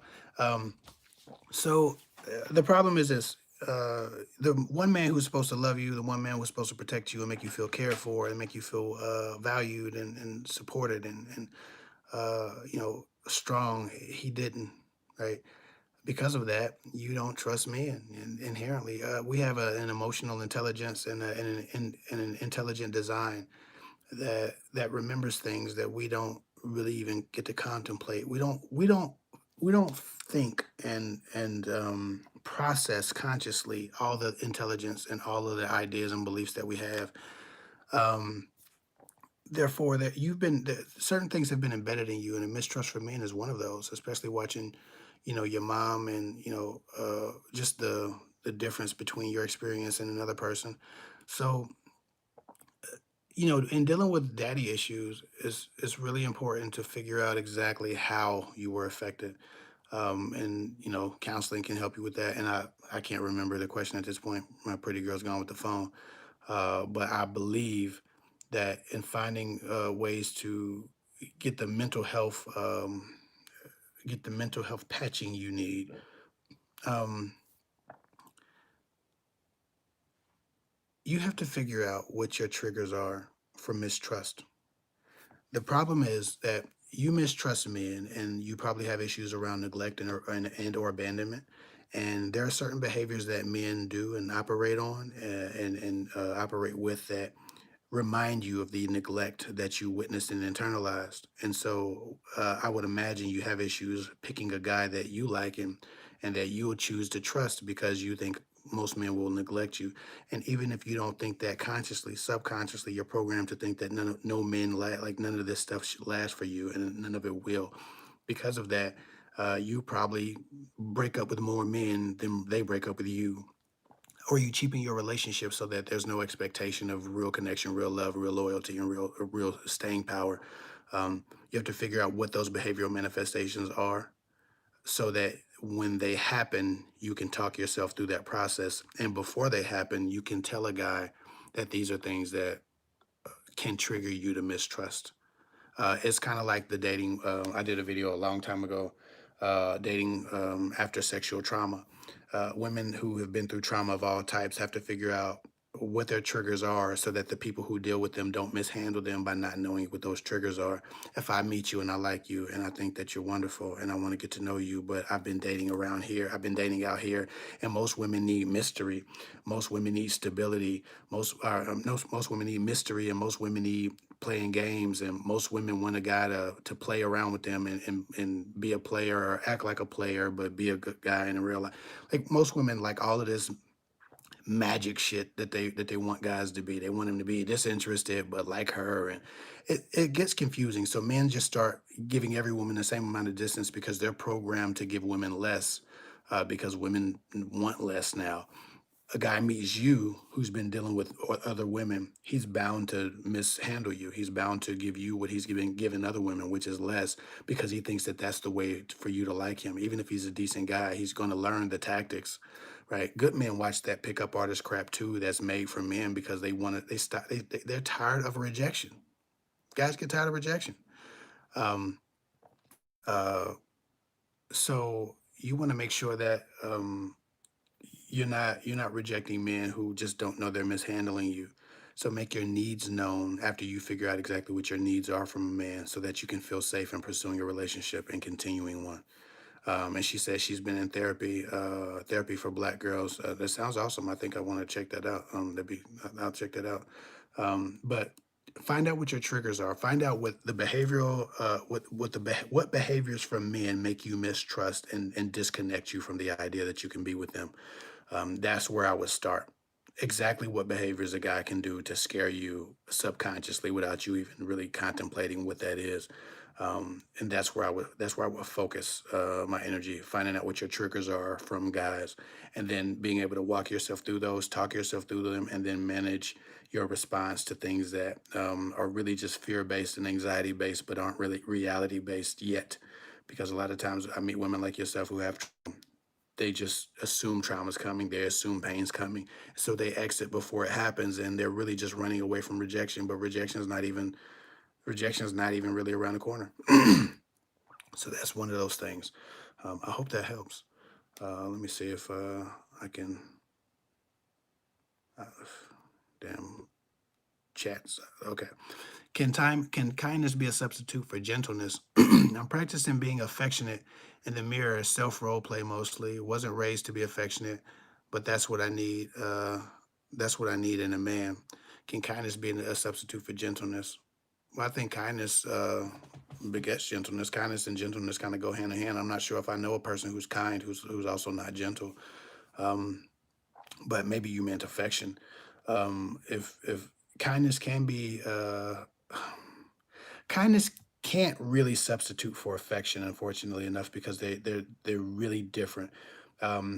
Interesting enough. So on Married at First Sight last season, Miles and I think Karen.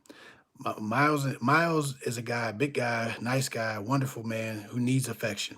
Karen is a woman who is traditionally not affectionate at all. I don't know if any of y'all watch the show. I think a lot of y'all do in here. Karen not only didn't have sex with Miles for 6 months, I think it was like 6 months. She had not had sex with him after they decided to stay married and they went through COVID. So they had 3 extra months to get to know each other. So it had been 6 months. She still haven't had sex with him. She still haven't. She still hadn't really started kissing him in the mouth on a regular basis. She was very kind to him, but she was never affectionate, and he needed affection, and so he almost didn't choose her to choose to stay with her. He ultimately did. I kind of laughed at him, to be honest with you, but you know, I, the point is this: kindness is not affection. Kindness is its own thing, and it's very important that you challenge yourself to do one thing. You just start with baby steps. Baby steps. If you're not necessarily the most huggy person, practice just kissing a man with soft lips, not pursed lips, because a lot of women who have affection issues will kiss a man with hard lips. They're like, because they don't want that intimacy. Just practice softening your lips and kissing a man like you actually want to kiss him, right? And that's easy enough for most people because that's not where their affection boundaries are. But then when you hug a man, then you practice hugging a man like you actually want to be touched. Just hug him, right? If he hugs you, hug him back instead of just being hugged. A lot of women would drop their arms and just take the hug like they're 6 years old. So it's about challenging yourself with baby steps. Sit down, brainstorm, write down all of the forms of affection that maybe your partner wants or your partner might need or or a potential partner could, and circle the ones that give you the most trouble.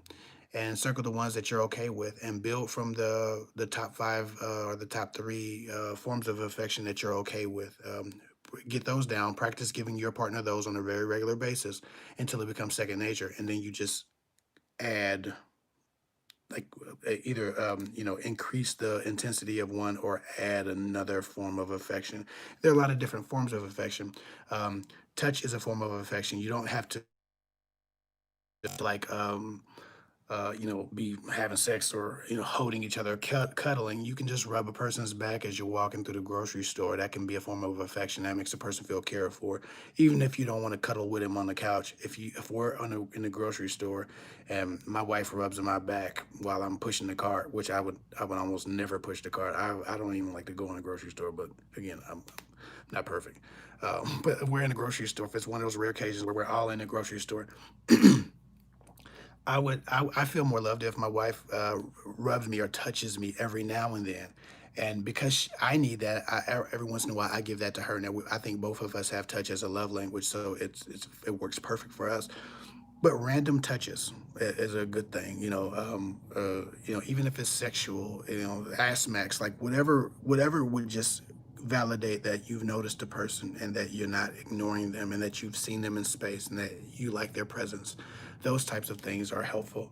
Um, I don't remember what the question was. I'm sorry. I'm sure it was. I think I'm answering the question. I might have already answered. I done rambled into not knowing what the hell I was answering anymore. So y'all forgive me. Um, Somebody said, "Why is it that my boyfriend keeps his promises to everyone else but me? He said we would go on dates and we still haven't been on one." Well, that's problematic. I think he's prioritized his other relationships in front of yours, and I'm not sure if he's meant to do that, but that's what he's done. He's taking you for granted, and it's problematic. And if you're not getting what you need from a relationship, then it's probably a good idea to sit down, have a real discussion with him about what effect he's having on the relationship. And if he can't make a change about it, you might have to figure out how to do something about it and stop waiting for him to become great when he hasn't decided to be. Tanisha Keto, she said, "How do we find out about the packages you offer?" Well, I can just tell you.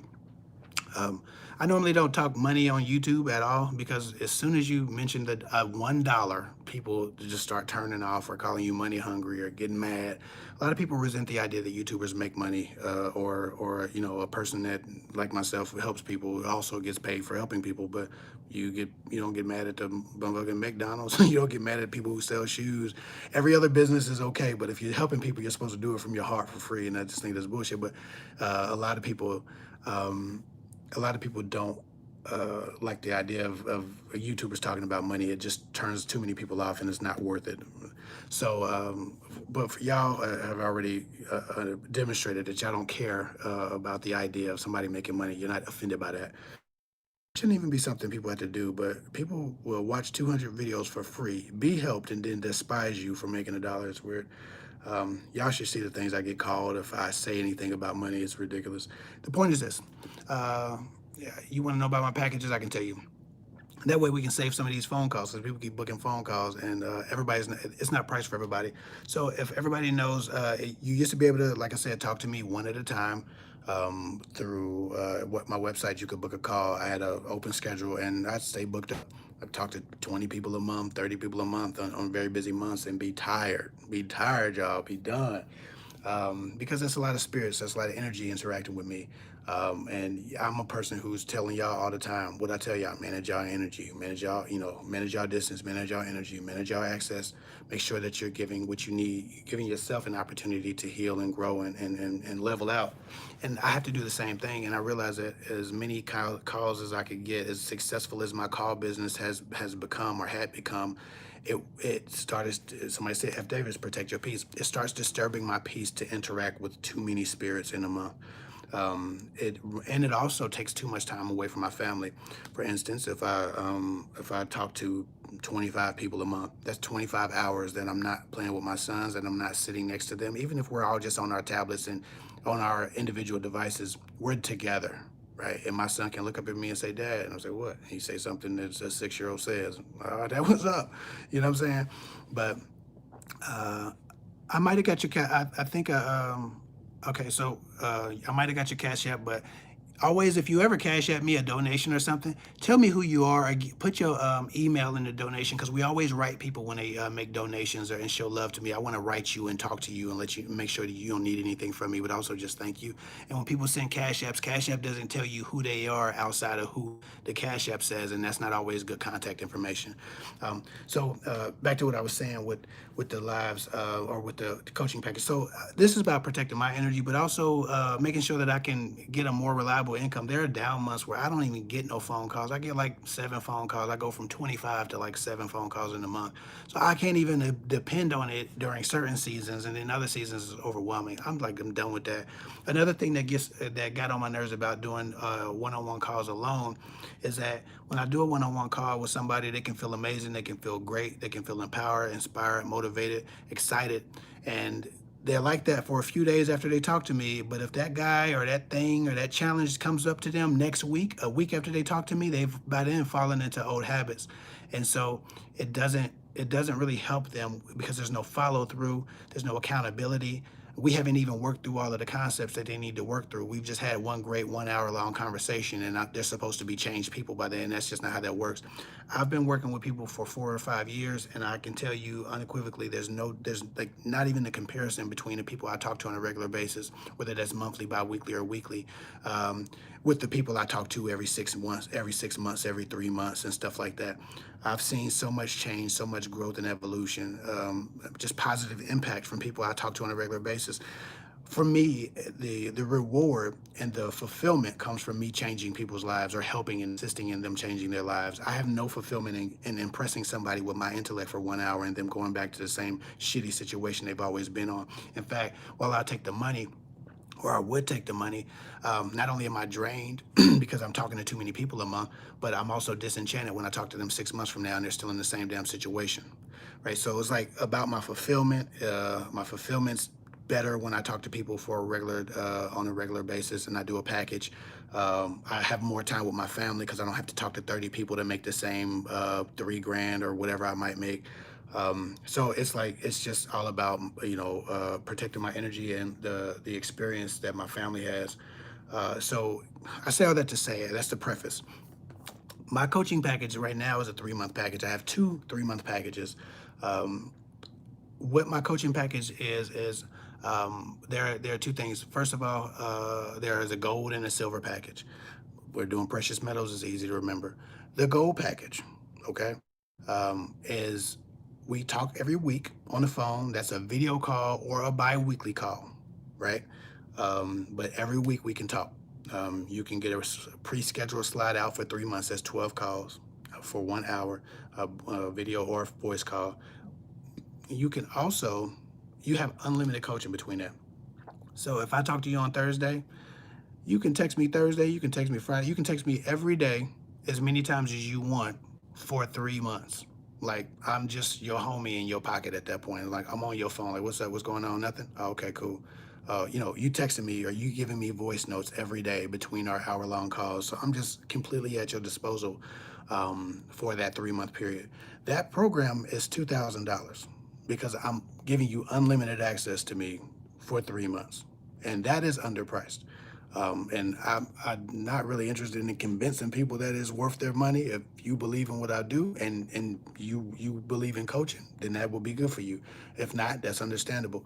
The other package is for people who don't need as much contact, who want to do bi-weekly calls. So we still check in twice a month, hour-long phone call or video call, and they don't need as much coaching. So instead of every day we can have a whole conversation through text message. Instead of that, it's every day you can text me a lengthy email, or not an email, but a lengthy text message, or a lengthy voice note. You can still do a thorough question every single day, but it's just one. It won't turn into a back and forth and me talking to you all day. But sometimes I talk to my clients for hours. Y'all, I know a lot of y'all might be in a conversation. Like I be talking to people for a while. I be chit chatting with people on and off all day. I 10, 12, 20 text messages in a day, just going back and forth with some people because we work on a lot of different concepts. And that's the silver package. So the weekly unlimited is the gold package, $2,000, 3 months. Um, and you won't find that price anywhere. I don't give a damn who you go to. You will not find a coach that charges that low. And it's just because I still want to be accessible to people who need me. I don't want to price out the people I want to help the most. But also, the silver package is bi-weekly and semi-unlimited coaching, which is just daily coaching instead of unlimited daily coaching. The silver package is $1,200. The gold package is $2,000. So $1,200 for 3 months or $2,000 for 3 months. Those are the two packages. And so people who want coaching, I want to deal with people who are trying to change some very pervasive things in their life, and I want to deal with people who are really focused. I don't want to deal with people who are just like, I like this guy. Does he like me back? Like, I love you. I appreciate you. You can email me, but I don't want to. I don't want to spend hours of my months, like 20 hours, doing how to tell if a guy likes you phone calls, just because it doesn't give me the fulfillment and it takes a lot of time, and people generally don't listen to my advice anyway. They still talking to the same guy. Every time I talk to one of them, they're still talking to the guy because they have a crush on him, even though I told them never talk to that guy again. What they doing? Still talking to him, right? So I don't want to. I don't even want to get into that. I just want to make sure that I'm focused on helping people who really want to change, who are committed to their change, because that's what gives me the most fulfillment. And life is about doing the things you love with the people you love. I care about my clients, but I care about their fulfillment. I care about their experience. And I care about their evolution. I want to work with people who care about their evolution. So that's what it is. It's gold 1,000, silver package 1,200, 3 months. That is you would not find a comparable dating coach price, or a life coach, because I do life coach, relationship coaching, and dating coaching. Some people I'm coaching are married, so I'm helping them change their marriages. Other people I coach, other people I coach are single, and they're trying to figure out how to get relationship ready. So that we kind of go through like a relationship rehab or relationship preparedness, right? Because sometimes you got to fix some shit that was broken in the last relationship before you're ready for a new relationship. Other times you just got to prepare yourself because you haven't been dating for a while, you're widowed or you're divorced or something like that. Other people need a life coach. So I life coach people for the 3 month period, or we do all of it. Hey, good night, Shaky's channel. Love and respect. I'm so glad you came out, and next week we'll be talking again. So get your questions ready again. But so I life coach, I dating coach, I relationship coach. For a lot of people, I'm all three. Some people I coach, they get in a relationship, and I coach them through to make sure that they don't, ruin their relationship. That's one of those things. So for me, it's just about kind of being a coach. I wear a lot of hats, but I'm not giving people. I'm none of the services I offer are piss poor just because I'm wearing a lot of hats. I know how to do a lot of things. I know how to affect people in the best ways possible, and I'm passionate about a lot of things. I have a dating and relationship channel because that's just the one thing I open my mouth up about. But that is not the only thing I know about. That's not the only thing I'm passionate about. So I'm a life coach as well, and I've been able to help people change their lives around. Been able to help people, move on from the brink of suicide to being excited about their daily life. Like that matters to me, the impact I have on people's life, which is why I get so frustrated at these fly by night popular motherfuckers that people be sharing their videos, getting them hot, and then people flock to them and they do damage to those people because they're more ego based than spirit based.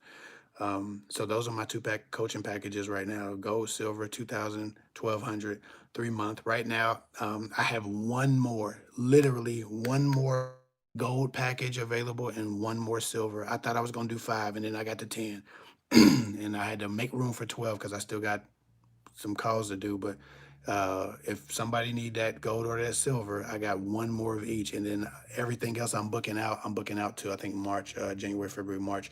So on April 1st,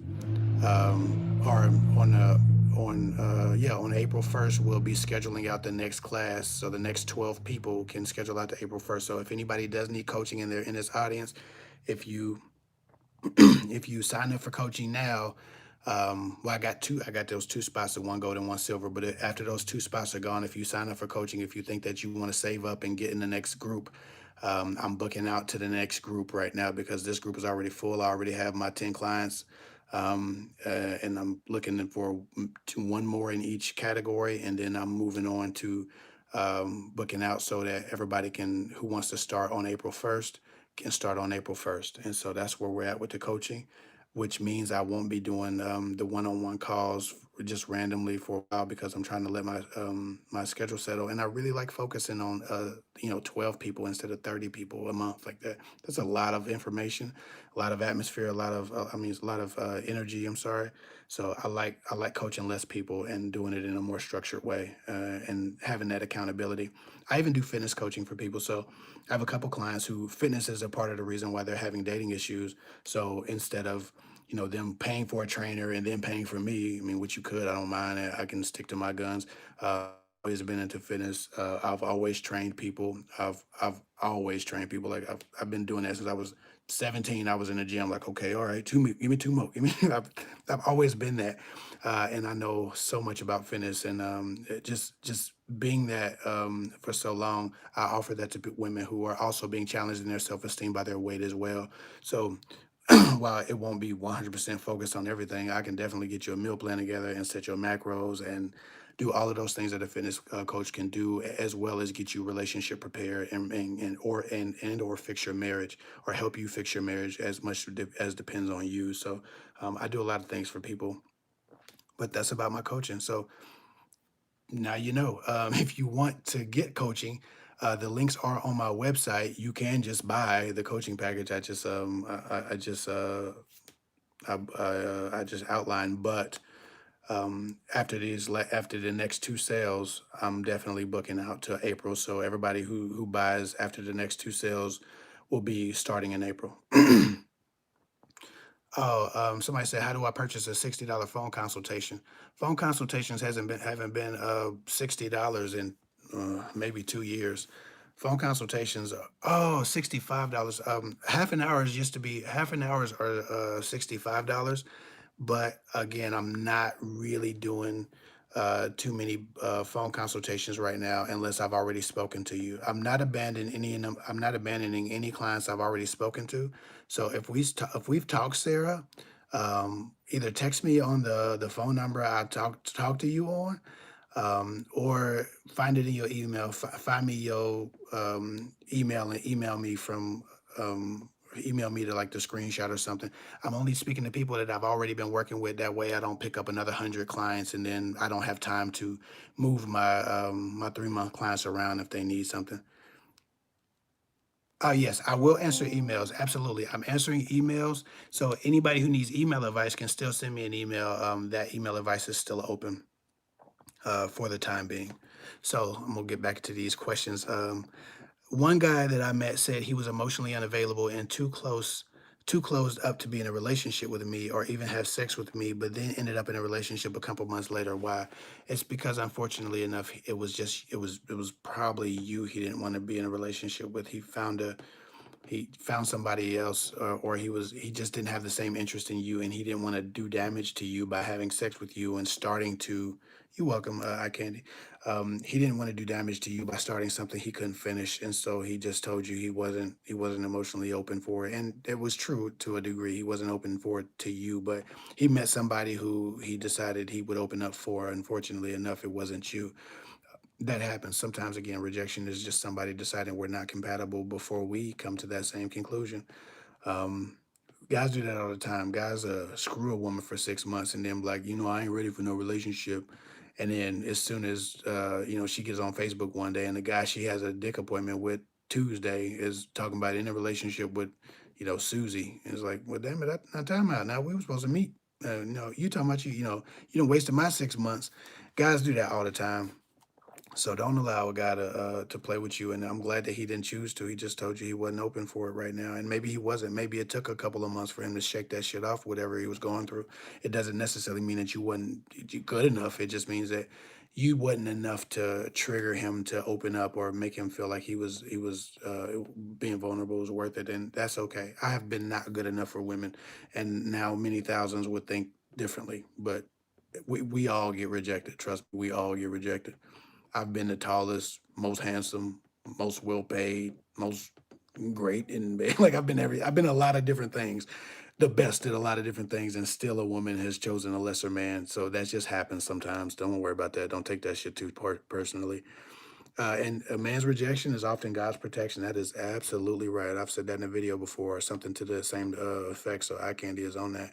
Listen to eye candy. Crystal P said, I'm talking to a guy in law enforcement and he asked me if I was a virgin. I said, no, I was sexually abused. And then he says to me, why did I tell him that? We spent 3 past weeks talking. I felt a connection. That's just an emotionally stunted guy. And I'm not going to pin that on all law enforcement officers, but there is a trend of law enforcement officers being a little cold, simply because sometimes they can experience the worst of humanity. When you come up to a murder scene and you have to do that a couple of times a week, it really kind of screws your response of empathy up a little bit. Um, so it he's just not for you. So get a man who's for you. Get a man who can handle that. And most men won't respond by saying, "Oh, why did you tell me that?" and have a problem with it. Most men are going to be like, "Damn, that sucks. I wish I was there. I wish somebody was there to help you. That was a failure to protect. Let me figure out how to make sure that these failures don't happen on my watch if we're going to be serious." Um, so Princess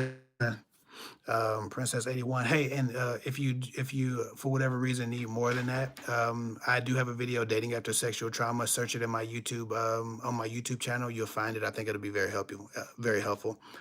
Princess 81 says, I'm a very affectionate person, but I've been dealing with a guy who has affection issues because of his issues with his mother.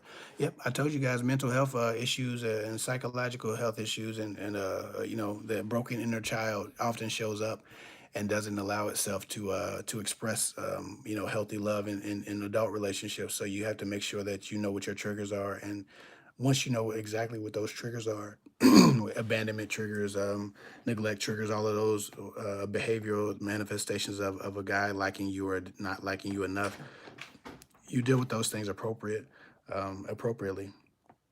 But if you have affection issues, again, like I said, start with the small things. Write down all things that you believe to be affection, and pick 3 or 4 things that you know you can do well, and then just build up from those things.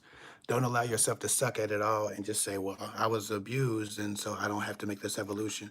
Your partner will have needs and will have things that they would hope to get in a relationship. And while you've been through a trauma, you don't want to traumatize someone else by neglecting them in ways that contribute to their mental health. So you don't have to be superwoman, and you don't have to be something you're not, but you do have to be everything you're capable of being.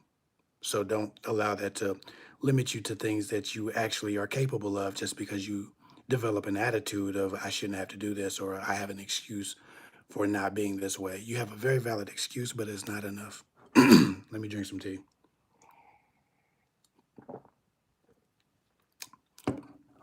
I'm back. I'm back.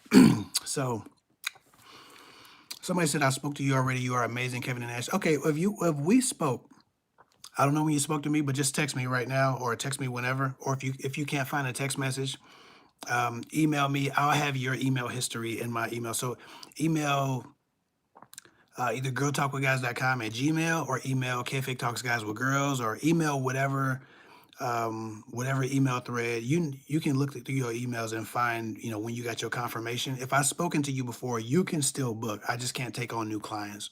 So we can talk, Sarah. Don't worry about it. We can talk. Just send me an email and just say Sarah from Live, and I'll pull up your stuff and we can talk. I think I remember talking to you.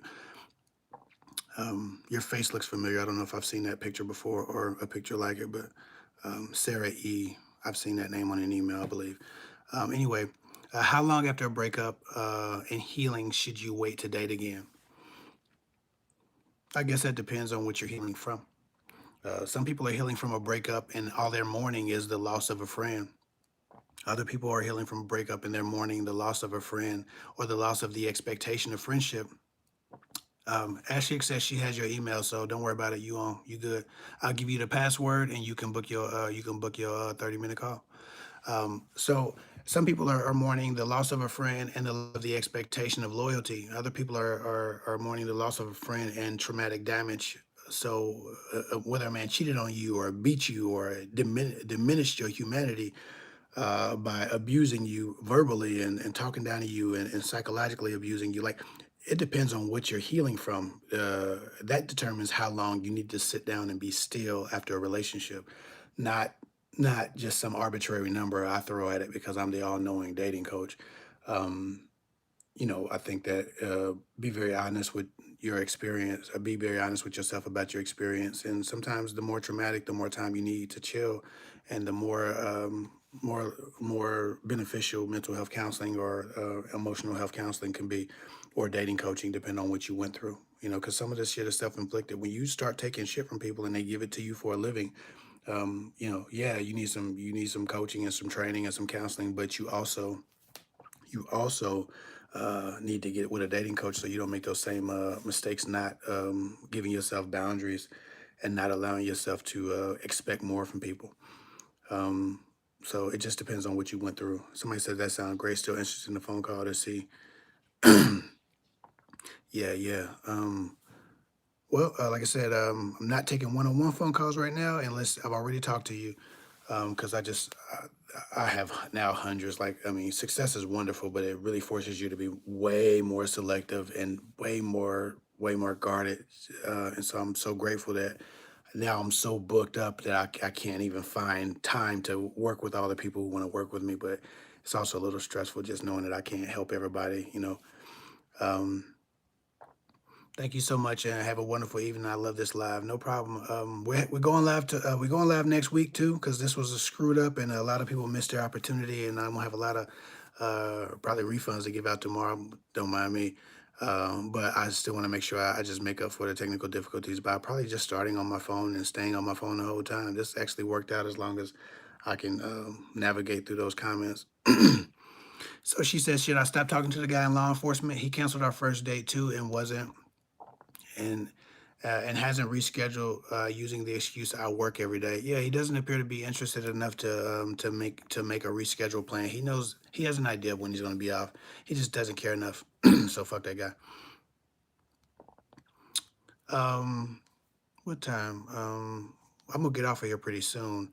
But then we're gonna reconvene next week. So I'll send everybody who had a live ticket this time a new live link, and that way well, I'll send you probably two different live links. That way, if we get cut off of one, we can jump right on the other one. But I think that we'll be cool next week. Okay. That had never happened before. I would imagine it won't happen again. She said you and Ash should do a self-esteem class series. I think we will. When me and Ashley we're buying a house next year, and when this year actually, at the end of this year, I like our house is just not set up for like a YouTube studio. It's just not. I'm looking at a bike, a TP. Like it's so much shit in here. It looks like a toy store in here because we have two young boys. It is just not. This is not conducive to us having a comfortable enough time trying to film videos with both of us together and all of those things. And then Ashley, again, she's not looking to be a star, but I think she has a lot to offer women. And when she wants to be on camera and start doing her thing, then I'm sure she'll be amazing. But right now, I'm in my zone, like I'm in my bag. Ashley has come into this and get comfortable in ways that she can find comfort in. So eventually, I believe she will be on camera, and we're actually talking about after we move, making a couples channel. I think she wants to actually start a cooking channel, and I'll probably interrupt and be an asshole during the cooking channel because that's kind of what I am in the kitchen. But we'll figure it out. We'll definitely be doing a couple channel. Let me see. How do you deal with a guy who begs and is willing to be disrespected? Don't. What the hell? Why would you deal with that guy? I dealt with a guy who was just expecting to say he was too good for my insults, and but he never said anything. Yeah. First of all, why are you being so toxic? Why are you insulting anybody? You might have some trauma from a very toxic relationship, and now you're trying to figure out how to employ that toxicity and employ it in your new relationships. You need to go to counseling if you're disrespecting a guy. Because when the guy doesn't take it, you're going to be more interested in him as he was walking away. But now you're going to feel the trauma of rejection because most selfish men aren't going to take shit from a woman. And that's not even high value man shit. That's just normal man shit. So try not to be so toxic and find a man who has some balls. Um, have you thought of writing a book? Yep, in process of writing a book right now. I got a lot of projects on my plate, but the book's taking a little longer than I wanted to, a lot longer actually. But this should be a book pretty soon. I just got the hookup on a faster way to expedite my book, so I'm excited to take advantage of it. Uh, I apologize, but I wanted him to say I'm too good for him. See, you have expectations based on some trauma that you've been through, and so you're trying to mold and manipulate him into saying the right things or doing the right things instead of just being healthy and dealing with people who are healthy. You got to make sure that you're not bringing toxicity into your relationship. And I think that was a video that I released yesterday about sometimes we're the toxic person in our relationship. And you shouldn't have to do shit like that that you should have to apologize for. Anytime you're doing shit that you have to apologize for, then you're the toxic person in your relationship. Thank you so much for the time and energy for that your wife poured in this. Maybe some tips, feminine energy too, Miss Ash. Hint, hint. uh, yeah, sorry that he was good to be disrespected. Yeah, he shouldn't have been okay with being disrespected, but you shouldn't be okay with disrespecting him. That's one of those things that you have to make sure that you're bringing the best to your relationship. Um, that's just you never want to be in a position where you're degrading a person, just trying to mold them into a character or get a certain response or rise out of them. That tells me that your last boyfriend was a piece of shit, and you've learned to deal and connect with people through toxicity and through drama. Um, no healthy guy is going to want to be disparaged and talked down to and emasculated by a woman. So if that's your method to test a guy, then you're probably going to be in a tough position. You say you weren't in a relationship he wasn't accepting. Well, I'm glad he wasn't accepting, but still, that shouldn't be a thing that you're employing in your relationships. Also, so there's a caveat there. Um, let me see. I had a few questions. Let me see. Did you? I didn't see her question. Is it hard to find a quality man as a woman in my 40s? Any advice? I think it's hard to find a quality person, a partner, a man or a woman, period. In your 40s, there are less people to choose from because most people are marred by their trauma. And that's why I always try to tell young people, like, you don't have the time you think you have. Stop bullshitting, stop wasting your time. Stop trying to be a savage and just if your goal is love and a healthy relationship, you better go find that shit. Because at 40, it's gonna be a problem trying to figure out how to get those things. And just because people are bye-bye success bug, love and respect. People are more acclimated to disappointment and more expecting of it, and therefore they try a little bit less. They're still very good people. It's still a lot. Bye, Miss Bree. I appreciate you, love you, and respect you. There are a lot of people who don't expect very much from relationships after 40 because they've been disappointed dozens of times by 40, or they've been divorced and hurt in very terrible ways. So while they're still good and they still have a lot to offer, they don't know. And a lot of times they don't trust that you have anything to offer because they're saddened by their experience and they've lost hope. So yes, you can find good people after 40, but dating after 40 needs to look like completely different than dating in your 20s and 30s. Your 20s and 30s, you can play mind games, you can be mysterious, you can not call people back, you can do dumb shit. At 40, you're dealing with a man who's been disappointed, who's played games, who is tired a lot of times, and you need a man who's gonna have the vulnerable conversation sooner than later. Like, listen, look, we've been through enough shit. I'm 40, you 40. Okay. I know what I want from a woman. You know what you want from a man. Can we please just give each other the genuine representation of how we feel right from the beginning? I don't want to play phone games with you. Don't play phone games with me. Like, you got to have one of them conversations. You can't just be like, trying to act like one of these young people out here and be mysterious and play hard to get. Like 40-year-old men ain't trying to. We ain't got time. Well, I'm not 40. I'm 30. I'm sure 40-year-old men ain't got the damn time. I ain't got time. I ain't had time when I was 24. I was just like that. But some other people really don't got time. So just make sure that you're respecting people's experience, learn enough about their background, figure out what their wants are in a relationship, and just ask them how they date. Ask them if they like to be mysterious. Have a real conversation about their method and their methodology in dating, and you might get a great conversation out of it. This was a Manicam. Thank you so much for the insight and wisdom. I assure to join you live next week. Have a good night. Have a good night, everyone. That was F Davis. Love and respect, F Davis. I think I'm gonna get off of here in the next 10 minutes, and we're just gonna reconvene next week and try to get a better conversation going that flows for everybody from the very beginning. Kev, I didn't realize trying to get someone to realize they deserved respect by disrespecting them was toxic. Yes, it is very, very toxic to disrespect a man. You can you know, just speak to a man and ask him things, or give him challenges that are genuine and natural. But if you have an opportunity to tell a guy, well, hey, I don't like this, and you tell him, hey, fuck that motherfucker, like, or, I don't know what your method of disrespecting him was, but if you know it was disrespectful and you did it on purpose, then that just makes you kind of a drama queen in that moment. And I don't know if that's a healthy way of being. But again, I don't know what context. You didn't give the exact context, so maybe the context matters. Maybe I'm wrong. Uh, I'm not sure. You did answer my one. Answer now. Natural Beauty, Carla. Natural Beauty by Carla. You got my attention. Retype your question if you can find it, or if you want to retype it. Absolutely. Eye Candy 101 says people are really afraid of communication. They absolutely are. People are terrified of a vulnerable, honest, genuine conversation that doesn't that lifts the veil off of them and their methods. That's why you got to start at 40. You just got to start the conversation like, listen, we have both been disappointed by people.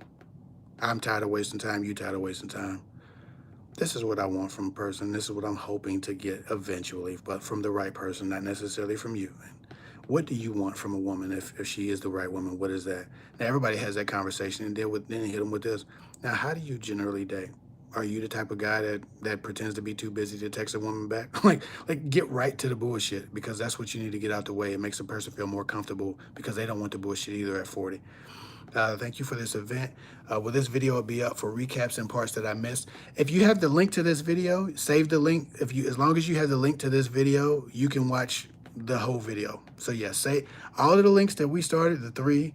The middle one, I was waiting for a while. We was on the phone, we were trying to figure out. But the first one was an hour, and this one is now an hour and 47 minutes. We've been going for a minute.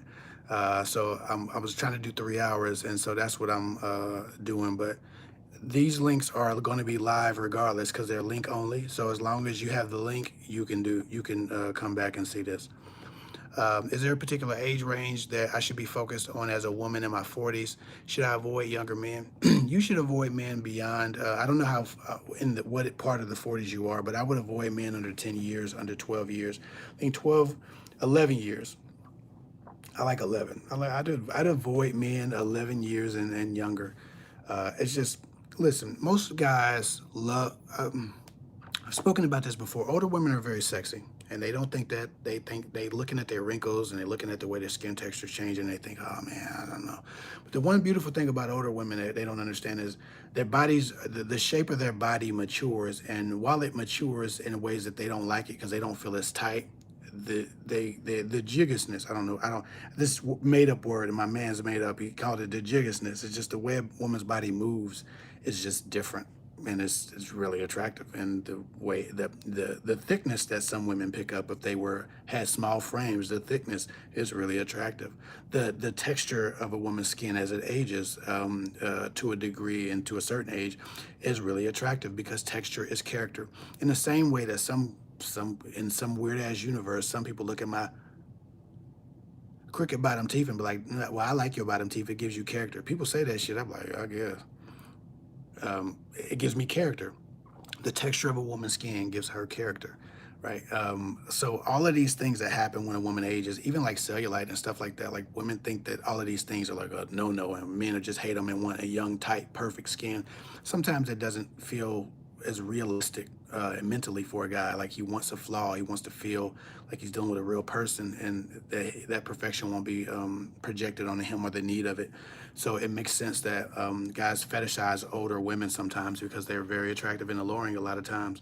I was a young man that would have always dated an older woman. I never did, but I remember working at the hospital as a young environmental service guy, about 20, and those 42 and 43-year-old women would be looking at me, and I'll be trying to figure out how to make that connection, like, because they were attractive. And so don't let a man fetishize you if that's what he's doing alone, unless that's all you're doing to him. If you just want to be with a young man because you got some kink that you need to explore, then that's cool. But don't try to mom a young man into a relationship and marry a little buster. He ain't ready, and it won't work. And it won't work. It won't last. Okay, so what I'll do is, pretty girl, please make a note. We're going to send everybody the link to this live. We're going to send everybody the link to this live in their emails. We'll try to do that, and that way people have this link if they want to watch the replay. So we'll try to save this link so you can watch the replay, and then we can do another live next week where hopefully things don't fall apart like they did this week. Let me see. Is that a thing that she can do? I don't know.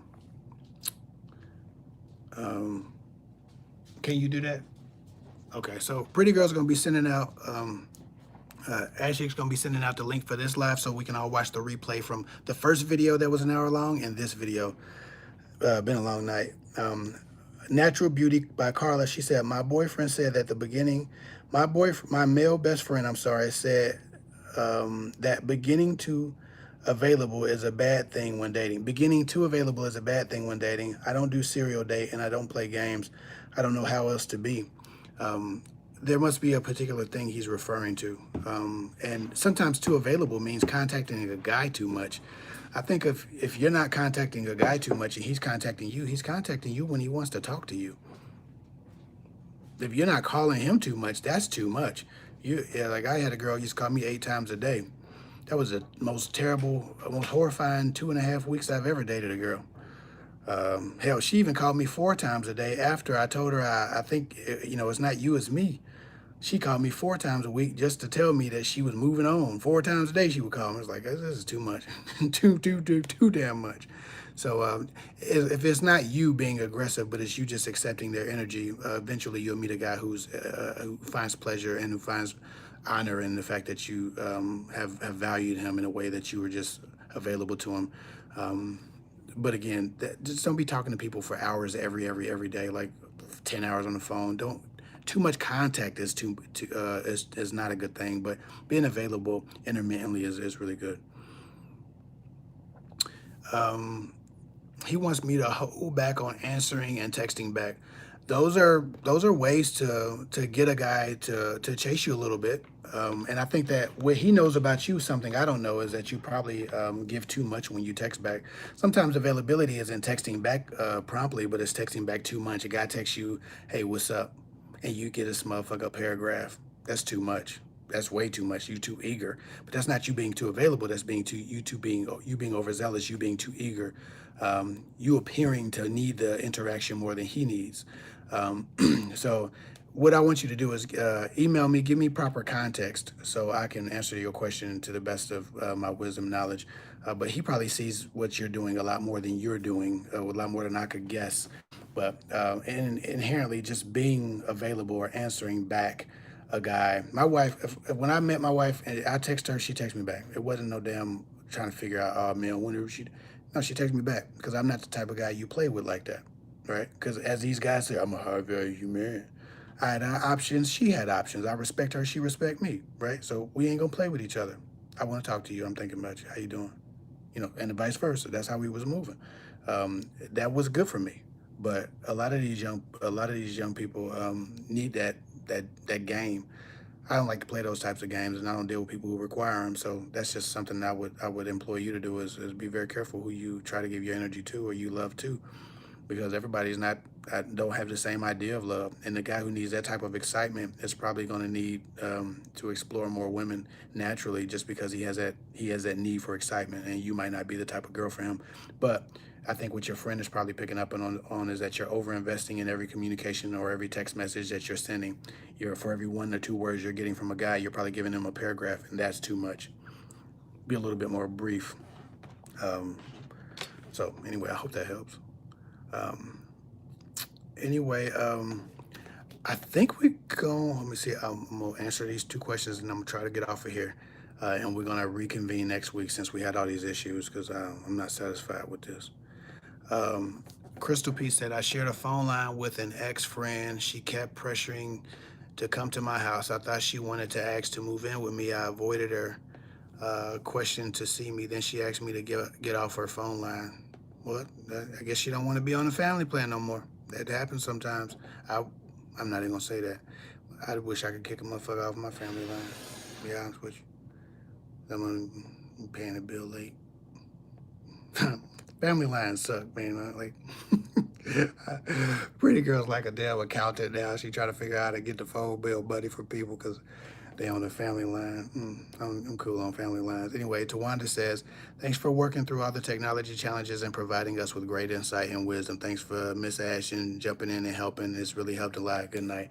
Listen, I'm gonna go on and good night too. I appreciate y'all. I love y'all. Respect y'all.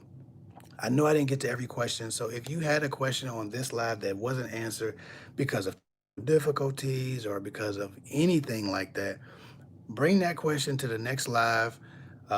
Keep the conversation as light as possible on the next live between each other and the accessory comments, and just put question after question after question.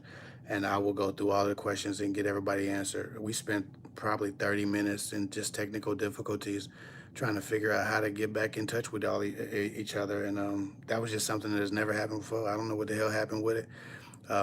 It just be like that sometimes. Life happens, but I want to make sure I make it up to y'all so everybody else is getting a free live for all the technical difficulties.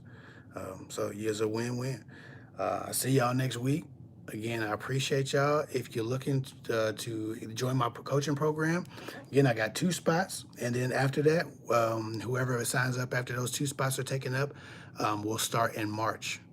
March 1st, January, February, March, April. I'm sorry, April 1st. We'll start April 1st. I actually got a calendar here. We'll start April 1st. So if you want to be in the next 12 that get coaching, it gets 3-month coaching. It's $2,000 or 1,200. Save your money. Sometimes the cost of something is so much deeper and so much more traumatic than the price. $1,200 or $2,000 is inconvenient. That's the price. But the cost of not changing your life in the way necessary for you to have a more fulfilling experience is years of more unhappiness, more loneliness, more discontentment. I would much rather pay an inconvenient price than a traumatic and a tragic cost. So just think about those things, put them in perspective. Even if you don't work with me, work with somebody cheaper, but work on yourself. Anyway, that's all I got for now. Follow me at KidVic24 on Instagram. Can't wait for the book either. I'm working with somebody right now or I'm about to start working with somebody right now, probably this weekend to get that book done. I'm tired of looking at it as a project, so this is gonna be wonderful. Anyway, I'll get with y'all later. Love and respect. Now I got to figure out how to cut the live off because I don't know how to cut the live off, and I don't know how to cut the live off, y'all. Hold on. Okay, yeah, stop streaming. Y'all, bye bye.